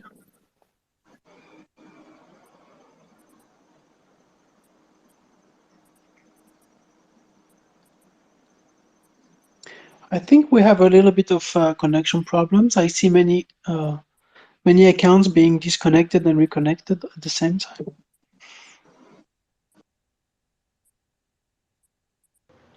Yeah, I think I've been booted off at least 6 or 7 times during this conversation. I'm not sure which questions got answered and which ones didn't at this point. Yeah, That's Jack for you. yeah. I don't even see you, Cody. You know, like you don't even appear on the screen, and that is weird. Yeah, when you if you have if you're switching normally that happens to me like when I'm switching off my Wi-Fi to my Oh yeah, 5G, and that's just where Twitter does yeah. Twitter.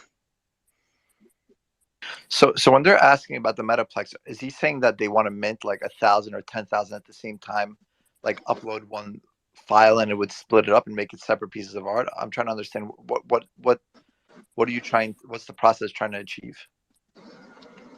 Well, so basically they just list all these attributes, and then the Metaplex function, what it does is it just brings these attributes through an algorithm. Randomizes Yeah, them. randomizes them, and then Oh, I see.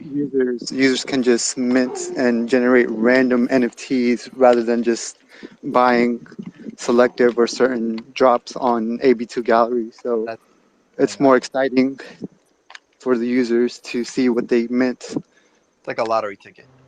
Yeah, and it's a lot more demand that way, and I think it could bring in a lot more users on Algorand. I guess NFT people are very early and they're a bunch of gamblers, so it makes sense. Degenerates. Yeah, Yeah, I think of it like a slot machine. Like you step up, put your your ETH in or your algo in, you pull the handle and you see what you get, and you may get if they all 3 wheels line up, you may get like a a super rare or something. Otherwise, you're just stuck with a Yeah, I coin. mean, I look. There was a reverse auction. There was 50 Alagoanas. There was the last like 10 left. I decided which one I wanted, and I picked it. I mean, that's a little different mentality, but I understand the other side as well. yeah. The NFT I have in my profile picture is actually a rare Solarian spy that I got on my first mint on Solana, and it's worth a lot more than what I paid for since it turned out to be a rare mint. It's kind of that philosophy, like old school. You get baseball cards, or if you grew up in like the '80s or something, Garbage Pail Kids or Pokemon cards or whatever. You buy the pack, and you don't know what you're gonna get inside. You open it up, and then you may get lucky, or you may just get 5 freaking Pikachu's. Yeah, I got a lot of Pikachu's back in the day, Right? man. I I think know that pain. there's more to it, right? Like there's also a fair chance element when you do a minting like that. And I think Art Blocks has been incredibly successful for this reason. Nobody can get a sneak peek at the entire collection before it's released. So you can't like pre-plan what you're going to buy and what looks rare, whatnot. You just get what you get. If you want more than one, Yeah. you can mint more than one. but good luck. Yeah, I agree with that as well too. Hey, I see ANFT calendar is here. I just gave out your website a little while ago. You guys want to? I don't know if we can have them talk or not. If you guys want to hear from the NFT calendar guys. Yeah, for Yeah, sure. he must know a lot of what's happening. Hi, Somebody was calendar. asking earlier, yeah.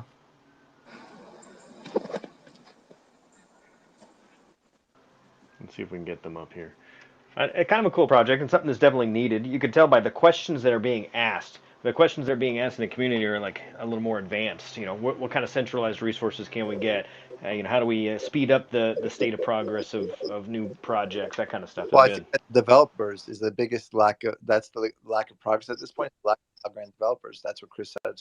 There's just not enough. There's so much and not enough developers. I'm reaching out to more friends, you guys. Don't worry.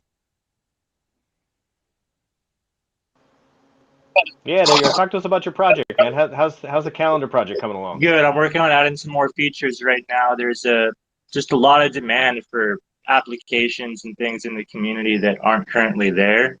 And especially with like the botting being a major thing right now, we're trying to integrate a shuffle into the calendar so we can have registered shuffles for artists to use on the calendar and do private sales that way to kind of switch things up a little bit on some of the releases that are selling out in 10 seconds. So that's a big thing that we're working on. The calendar as a whole is just kind of monotonous data entry, but getting through it. Yeah.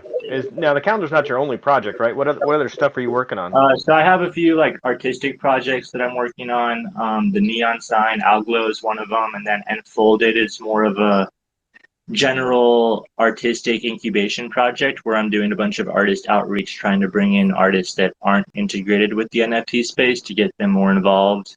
And so I put aside 40% of the proceeds from the Enfolded project just to work on artist incubation and getting more people involved in the scene. And then the calendar kind of came as like something that was needed as a tool for this incubation to properly happen with these new artists so people could find out about them and see what's going on and what new projects are popping up in the scene and stuff like that. That's awesome. I would love to have you. I think we exchanged a few messages, but I'd love to have you on like for a 15 or 20-minute interview or something like that. Yeah, definitely. So that we can catch up in depth. Once I get like my webcam and my actual microphone set up, right now I'm just talking on my cell phone, then I'll definitely be more prepared for something like that. Yeah, the website looks awesome. You really did an amazing job. Thank you. Yeah, honestly, a lot of that's just a WordPress theme, but a lot of it really is custom to dev too. But yeah, it's just a basic WordPress theme, nothing too special. I'm not going to take credit for something I didn't really do a lot of the dev work on, but I did a lot of the data entry, a lot of the organization, a lot of things like that that are applicable. Yeah, yeah, it looks very functional. So that's the main thing. I like it. Yeah, thank you. Thank you. I'm working on a few things. So we got the artist directory page that I'm working on filling out. So everyone that registers an account, even if they don't add a listing, I'll set them up with the artist directory page where they'll have links to their Twitters, links to upcoming drops, some gallery showcasing, and just general information with social media links and stuff like that. That's so cool. Yeah, that's what we need because we have a lot of NFTs, but we don't have any classification and any clarity about the data. So if we have a center place where we can really like find every artist we like, that will change Right. the whole thing. For example, you just want to look at the pixel artist, you can go on the website, go to artist directory, click on pixel, and then it will just pull up all the pixel artists. Wow. And so trying to get, like right now, Algo Apes is obviously a pixel art. They're not listed when we go click on pixel art. So there's some things on the back end that I still need to just clean up, which is what this beta month allows us to do this first month to kind of just figure out how the website operates, what it's going to do for people, and then how to best implement those features for everyone before we go live on our mainnet. One Yeah, item that's amazing. interesting is like a rarity tools for Algo. People have been like just asking for that, like a rarity tools, like explain right now? So Rarity Tools operates a little bit differently. To actually have all the features that Rarity Tools were to offer, this is like a basic Rarity Tools in theory. But if we were to find a way to integrate the ARC69 components that are popping off, we would then be able to integrate those features as well as part of the website. And people can retroactively put the ARC information on their existing NFTs. Yeah, so I have existing NFT collections, and then I have upcoming NFT collections. So the homepage right now just showcases upcoming drops, and then the artist directory page is going to showcase everyone that I have that's registered or submitted a listing, past or present. Is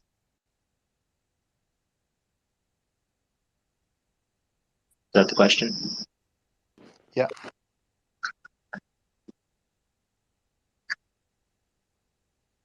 But definitely like way more reception for this project than I was really expecting at first. I kind of just wanted to throw something simple up that just had a list of all the upcoming drops, and then everyone just threw more requests at me. They're like, can we add photos? Can we get more interactive drop links? And then the user onboarding for people to add listings directly is something that was super important for us, so we weren't having to copy and paste form entries. That was the first week, just copy and pasting artist registration forms and getting those listed in the calendar. So having a front end onboarding for artists is definitely critical for the whole operation to really expand.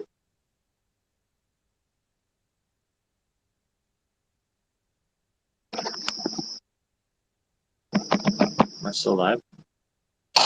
Yeah. Still here. Thank you Yes, very sir. much. There's everybody.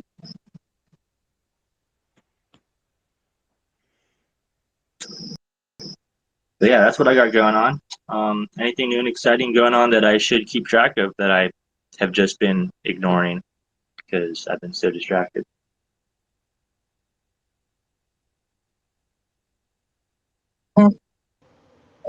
At any given point in time in the Algorand ecosystem, there's about 85 bazillion things going on, right? Yeah, it's hard to keep track of everything. I'm trying that. Yeah, which is a good problem to have. It's so flourishing today that no one can keep track of what's going on really. Like all the NFTs, all the project, even the partnership Algorand is doing. Like I can't keep up with the news when 1 year ago we had to wait like 1 week or two for any kind of news at all. I have a suggestion. I don't know if ANFC could another thing you could implement. Basically, like Crypto Nerd or whoever else, like could you put like a calendar for like YouTube or Twitch speakers or even Twitter Spaces? Like I don't know how to find Twitch like Spaces, Twitter Spaces.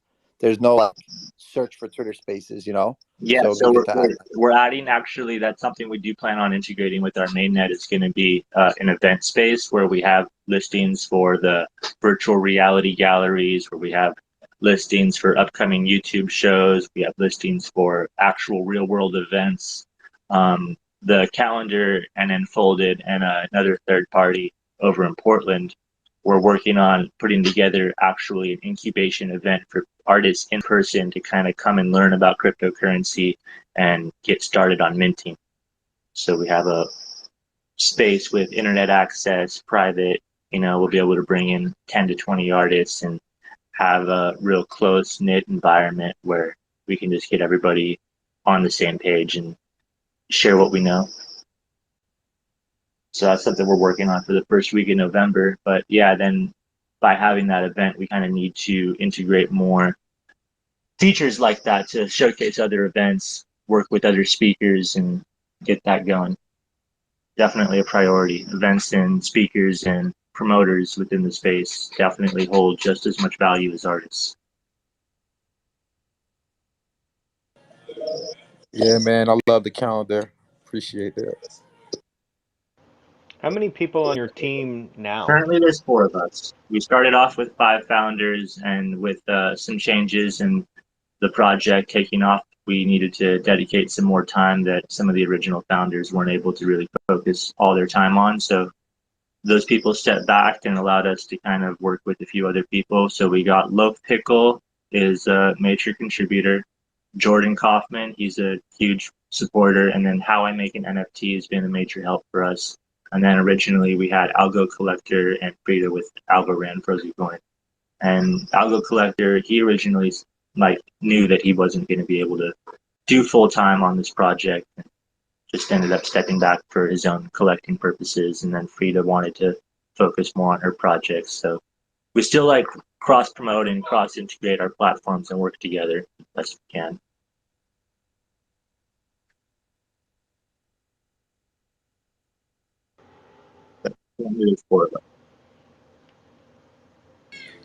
Do you have any upcoming projects that you're in development right now? Just been primarily focused on the calendar the last 2 weeks. Like I said, we have that event coming up first week in November, and then I'm working with a few artists to just incubate them and get their projects off the ground. So I've been helping Vlad. I don't know if you guys seen Vlad 3 Design on the Twitter, but he's been popping off a lot with a bunch of 3D art. So I've just been giving him a little bit more construct on how to formulate his postings, how to schedule his listings, how to approach the market, just to make sure he gets the positive traction that he deserves. And he's been doing really good and taking a lot of initiative to do things the right way. So that's been super cool to see.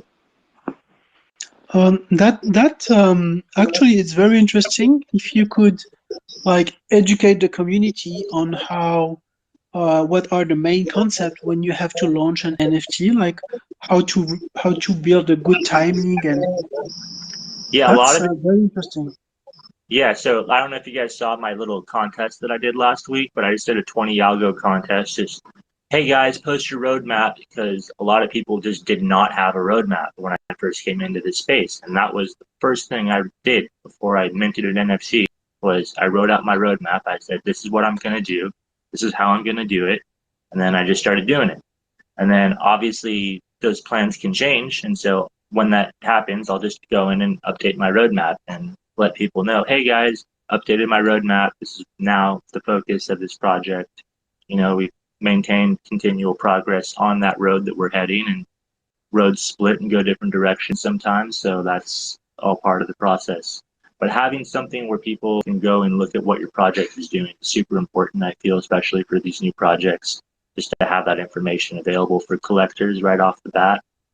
And so that's definitely something that I focus a lot of my energy on when working with new artists. It's just getting them set up with even a website, is just a good starting point. Having that domain name to go and look at your project with is super helpful.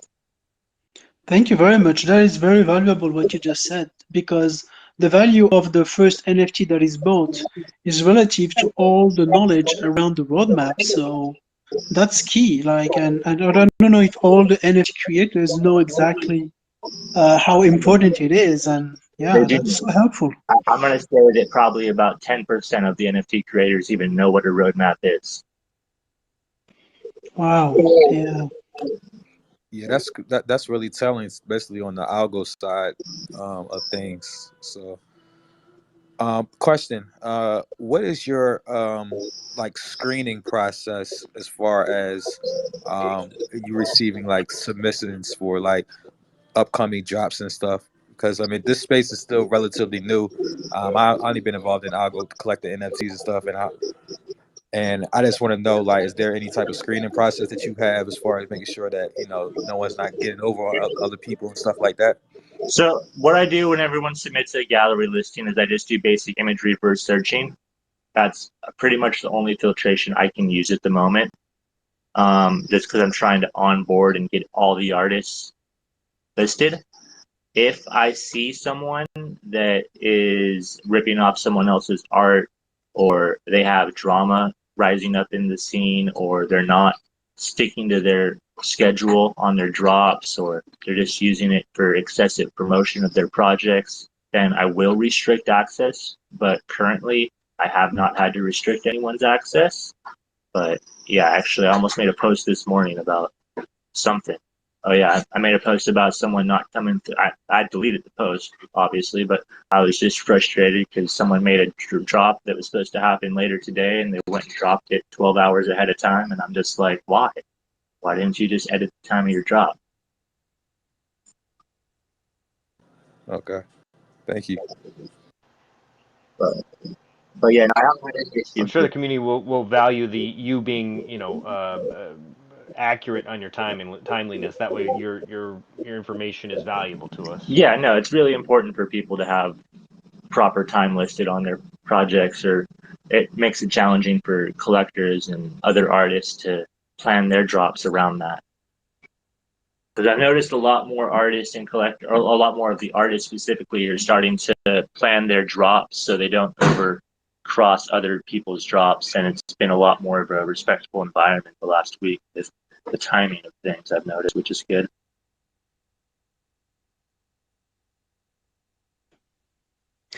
So basically, you can bring a huge tool for people to have a better timing by being a harmonious launching pad for the Algorand NFT projects. That's very valuable. Yeah, and then another thing that we're doing is we offer IT services for other projects. So if someone has a barrier that's not allowing them to go and set up a website on their own, that is something that I offer people in the community. I even do free WordPress installations if they go and purchase a basic hosting package or domain name through my affiliate partners. That kind of pays for my time on like an hour or two just to do the install and get their logos up there and get them a theme so they can start doing basic content layout and stuff. And then once they get content uploaded, I'll go in and just organize it a little bit, clean things up. So we did Algo Stoner Club, got him a website. Algo Doggos got them a website. Working on a Desert Diamond Collective right now, and Algo Buds. Someone else. It's hard to keep track of all the other artists that I'm trying to help. Yeah, thank you so much for what you're doing. It's incredible. Can you tell us more about you? Like, what is your background before NFTs and blockchain? Yeah, so about 6 months ago, I think is when I first started to really realize what NFTs were. I was doing some work with Apeshi, Eric, Banana Man, and I was just doing some vectors for him. You guys probably saw those marine patterns that he dropped on the bananas. And I was doing some website work for him, and I was going to do a little apparel merch store for his glass art. And I had this idea to kind of vectorize these marine patterns for different glass artists and create different merchandise series. And so that was kind of a project I was working on about 6 months ago. And during that time of that project, Eric was like, yo, dude, how do we turn some of these into NFTs? How do we turn some of these into NFTs? And I'm just like, bro, I don't know. I'm in crypto. Like, I've been into crypto since 2013. I started trading Bitcoin for Neopet accounts and Gaia online currency and stuff like that. Wow. So that's kind of like the original NFTs if you think about it.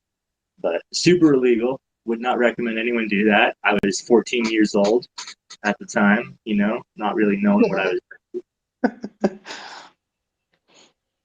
And I had all those accounts compromised because I was acquiring most of that Bitcoin through social engineering. Just stupid shit a teenage kid with a computer is going to do. But a few years after that, I hopped into a cab with an Ethereum developer in San Jose, and they convinced me to buy Ethereum when Ethereum was $12. And so I got home to Santa Cruz later that day, hopped on a call with one of my clients, and was like, yo, dude, I just had a really weird cab ride. I'm coming down from a week-long trip of fucking tripping on acid. I don't know what the fuck is happening, but this dude convinced me that I needed to buy Ethereum. And so I borrowed $5,000 from my client, threw all that into Ethereum, and now it's just a liquidity pool for this project that we're developing called Crypto Coffee, which is going to be other projects I'm working on. My bad. Forgot to mention Crypto Coffee at all. Crypto Coffee is a project I'm working on that's kind of going to be my golden egg, essentially. It'll be an international coffee hub on the scale of Starbucks, but focused primarily on offering a cryptocurrency hub lounge area for developers and interested parties to have Wow. a source to learn about things. And We have where will it be? Where will you start this one? So we had a contract for a warehouse in Las Vegas that was pretty close to Wow. all the hubs and stuff where they're doing all the conventions and stuff. So that was our original plan, was to launch out in Vegas, and we had a contract on a building that fell through when COVID started, so we weren't able to pull the trigger on that opportunity. Now we're kind of restructuring things and getting back and ready to set up something smaller, just to kind of get it off the ground. So we're working on setting up a coffee shop out here in Hawaii, where I'm at, just so I can, have hands-on and be able to be there, work on something small that is community oriented. That's a big part of it. And Hawaii being so behind the time on cryptocurrency, like Coinbase is banned out here. We can't even log into Coinbase. Wow. So it's definitely, there's a lot less community engagement here than a lot of other places in the world. Yeah, So I guess so. it's a good opportunity to come in and just make people more aware of how it all works and give them the resources. And then from out here, we can expand to being an international franchise. And once we have our beta set launched, then it'll kind of just be something that we have the diagram and something for, and we'll be able to franchise that out to other investors around the world to set up more coffee shops. That's so cool. I will move to Lisbon soon. So if you want to build a project in Lisbon, please reach out to me. I would love to participate.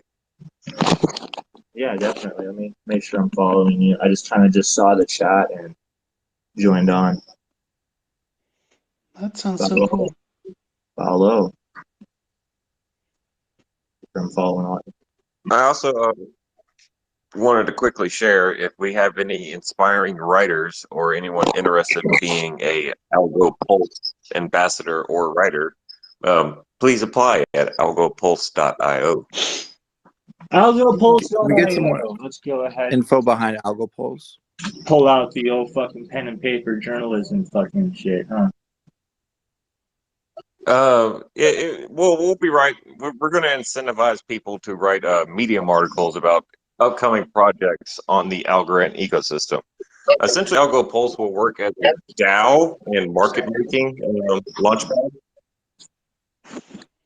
Legit. I'm definitely interested. Submitting ambassador application now. Yeah, Algo Pulse is really good. Like I had a really nice talk with Dimitri. Cody, do you know Dimitri from Algo Pulse? I know Dimitri very well. That is my boss. Yeah, and he was like, we really had an amazing conversation, and we are also going to work with Algo Pulse more closely, like between Authentium and Algo Pulse, and Fame too. So you will hear about it soon. We are having something really nice going on with Algo Pulse, and they're doing an amazing job in terms of like everything, like marketing, really like writing, and I'm excited. Making sure we get the right information Yeah. out, and also the most transparent information. Are you yourself writing a piece at the moment?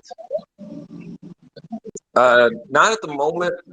I'm not really too focused on writing yet. We're still on onboarding people, because we kind of want the news to come mainly from lower ambassadors or just the community in general. Yeah, that's so cool. It'd be more like I'm going to be like one of the hands. I'll be primarily like reviewing articles and working with other people. It's like when you write an article, it's going to go through so many hands. You know what I'm saying? To make sure it's like technically there, it's accurate. The grammar's good. And also the facts, like to check the facts and to really be in tune with what's happening. It's a lot of work. Yeah. I'll be more primarily on that end, and also like help marketing, recruiting, and getting these developers to come in there and talk to us. We're going to be working very closely with Anthill DAO as well. Chris McCluskey is actually one of the main investors into Algo Pulse. Yeah, that's so cool. So why is it being structured as a DAO, you said? Yes, like a market making DAO. And what's the thought process behind that?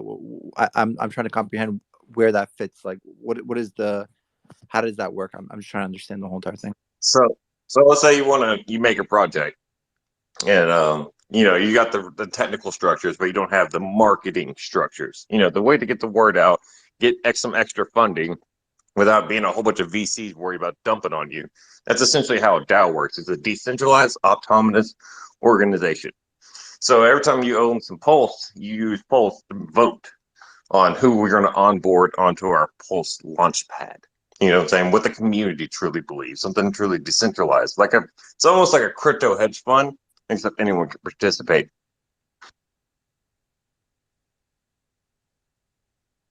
But there is some set amount of people that are actually working on the project, and how does that? Where's the fee structure coming in? How do they get paid? How do people like earn from that? Well, naturally, when we do Launchpad something, we acquire the Algo Pulse will acquire some of their tokens, and we add it into our market cap. So when that token goes up, our market cap goes up, and then we add another token, and their market cap goes up, and essentially we go up because we own and hold that liquidity. Yeah, that makes sense.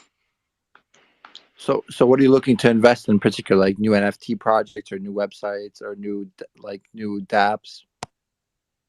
All the above. Indeed. Anything that's going to help the protocol. And anything that you guys think it is, because actually the token holders are what's going to decide what we onboard. So it's strictly Algorand ecosystem, nothing cross-chain, right? Nothing cross-chain, my friend, unless that person that we're onboarding specializes in cross-chain, let's say. Got it. Yeah, and there are many projects that are cross-chain right now. We will have more and more cross-chain project between Polkadot, Cardano, and what's the third one? Solana. Yeah. Well, I this is a little bit of a side note, but I was talking to somebody who was doing, I guess, a payment app in somewhere in Asia, and they're like have like let's say 20 million people or something like that, and they were doing it on CeFi, and they were looking for funding, and I was discussing it with them, and I basically explained, Chivo wallet and Algorand and everything, and I was telling them that they should come to us. So it's not cross-chain, but it's like from CeFi to Algorand ecosystem, and it's like there's still a lot of people building on centralized finance, in centralized finance instead of doing something like Algorand Chivo wallet, which is mind-boggling to me. Yeah. I think everything takes time, and we haven't reached this critical mass where everything goes directly to blockchain. But I think maybe next year it will be like more like obvious for people to just jump straight away into something like Algorand instead of playing around with centralized entities.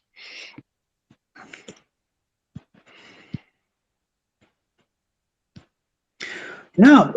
Do we have someone in the room? Like, we haven't heard of the listeners. Please jump in and well, say hi. I wanted to ask about like particularly Algo Pulse. Are they going to be looking for projects? Or are they looking for people just to build naturally within the Algorand ecosystem? Is there like is there like a funding structure? Are they investing in companies and projects, or are they looking for people that come to them? Is it like, or vice versa? I'm trying to understand how that works. All the above, my friend.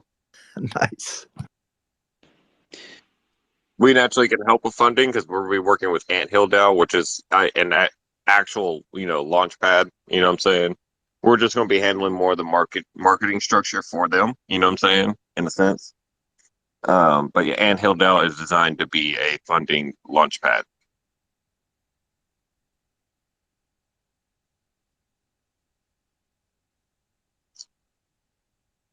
And we will actually be paying you in around every 1,000 word article, you can get paid $100 to $200 at Algo Pulse.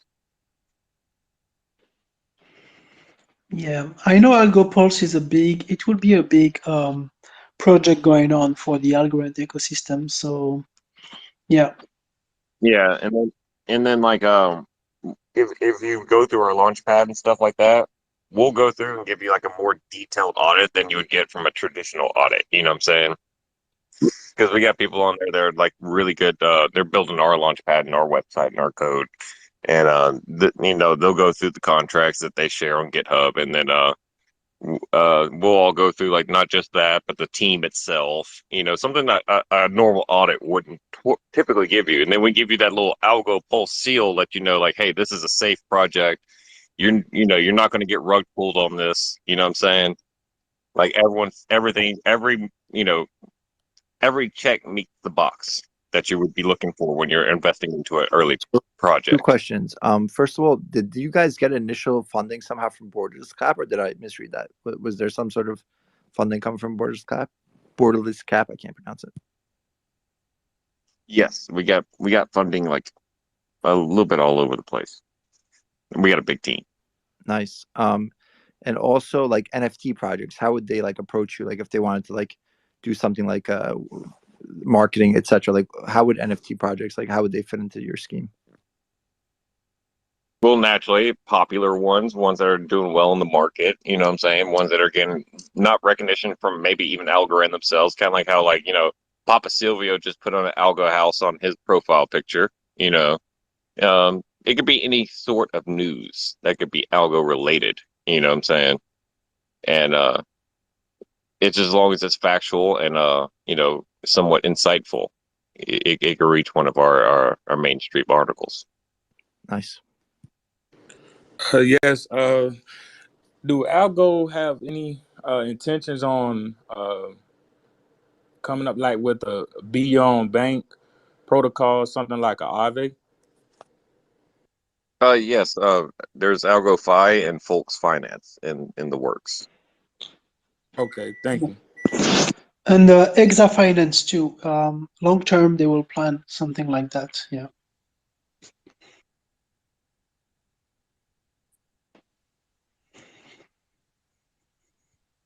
Yeah, basically anything, But yeah, anything in lots of existence. exciting things coming. Sorry, go ahead.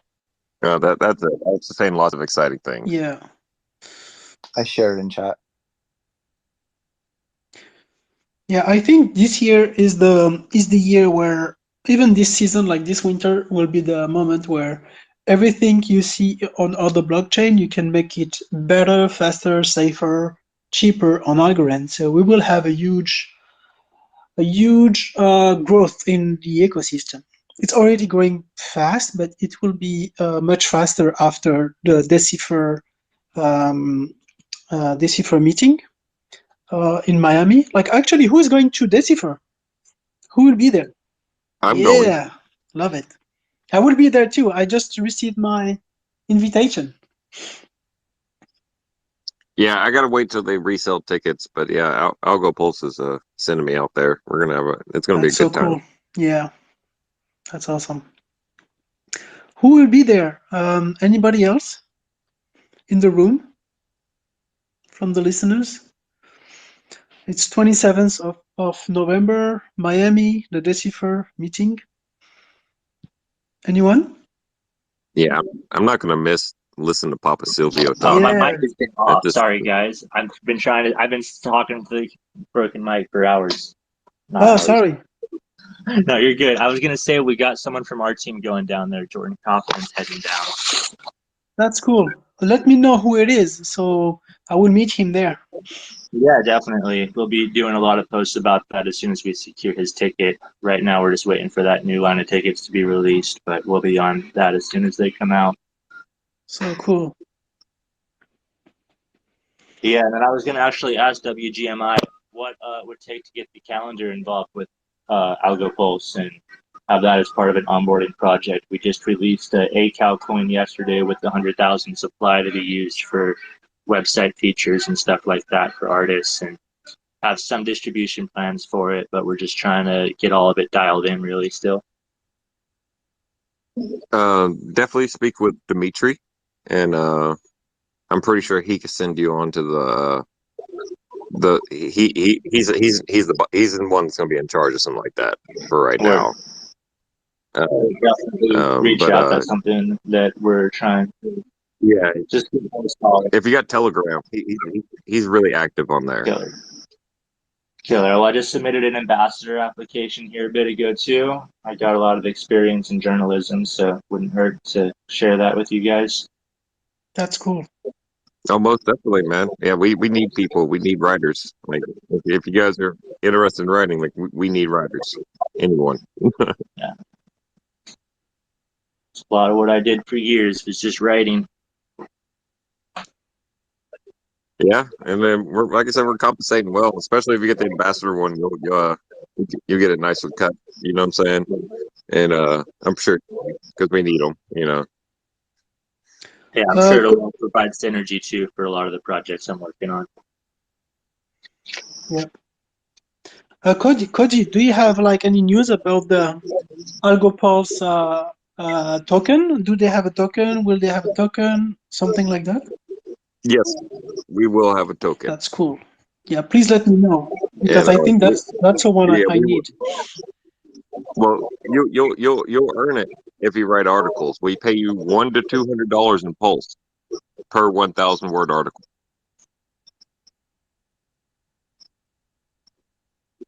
which is not a big article at all. 1,000 words for around $200, especially with the top line. Like, yeah. So, are there space for 500 word articles, for example, or is 1,000 words the minimum threshold?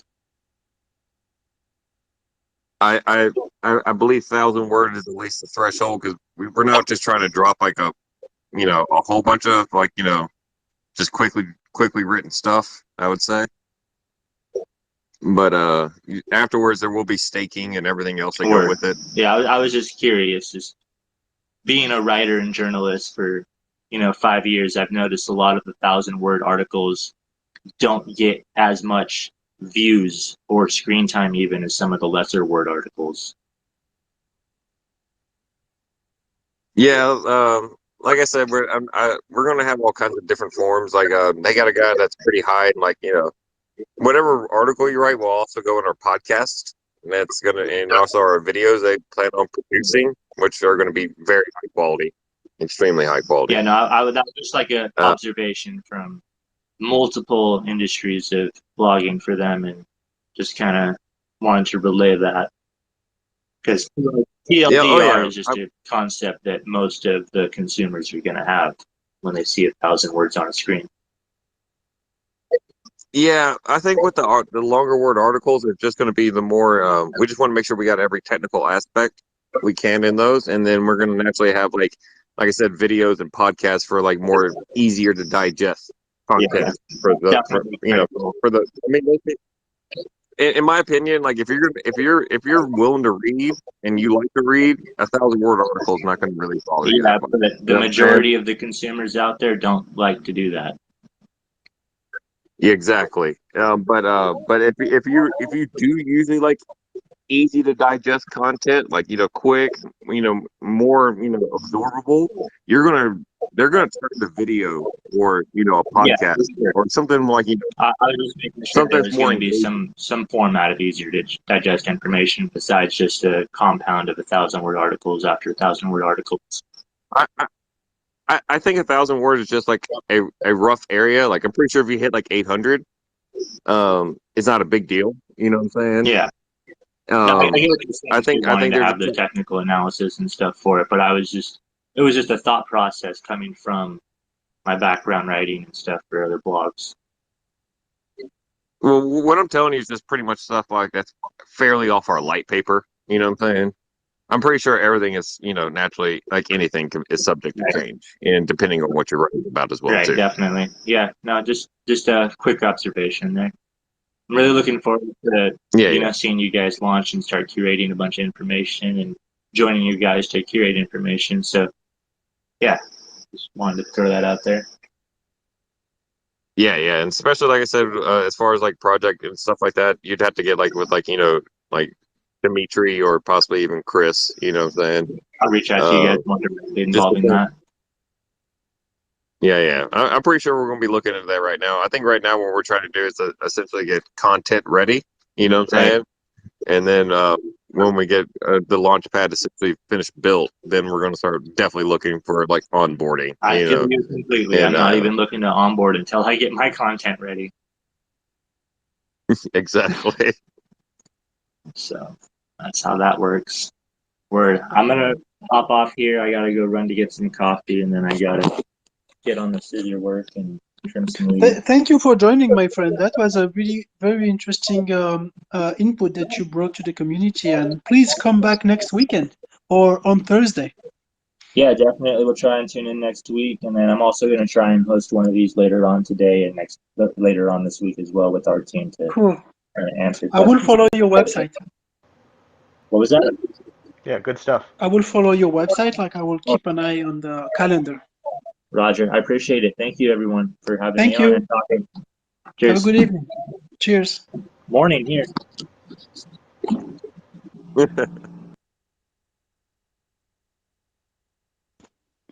Yeah. I think that's about all she wrote for me too, guys. Yeah. That Yeah, was a long same. one, like 2 hours and a half. That's a pretty long one, right? Yeah. Yeah. Yeah. I mean, it went so long. I've made like 7 deposits into liquidity since Oh, we've wow. been here. That's cool. Yeah. Thank you very much, my friends, for an amazing Algo Fam chat again. And please remember, we will have one on Thursday for the people who cannot make it for the weekend. So Thursday, 6 p.m. New York time. That is Friday, 9 a.m. in Melbourne, Australia. And that is midnight in Paris. So I will stay awake to make it. And so I guess I will be a bit tired, but that's okay. So see you on Thursday, my friend. Hashtag vote B. See you guys later. Bye. Take care, everyone.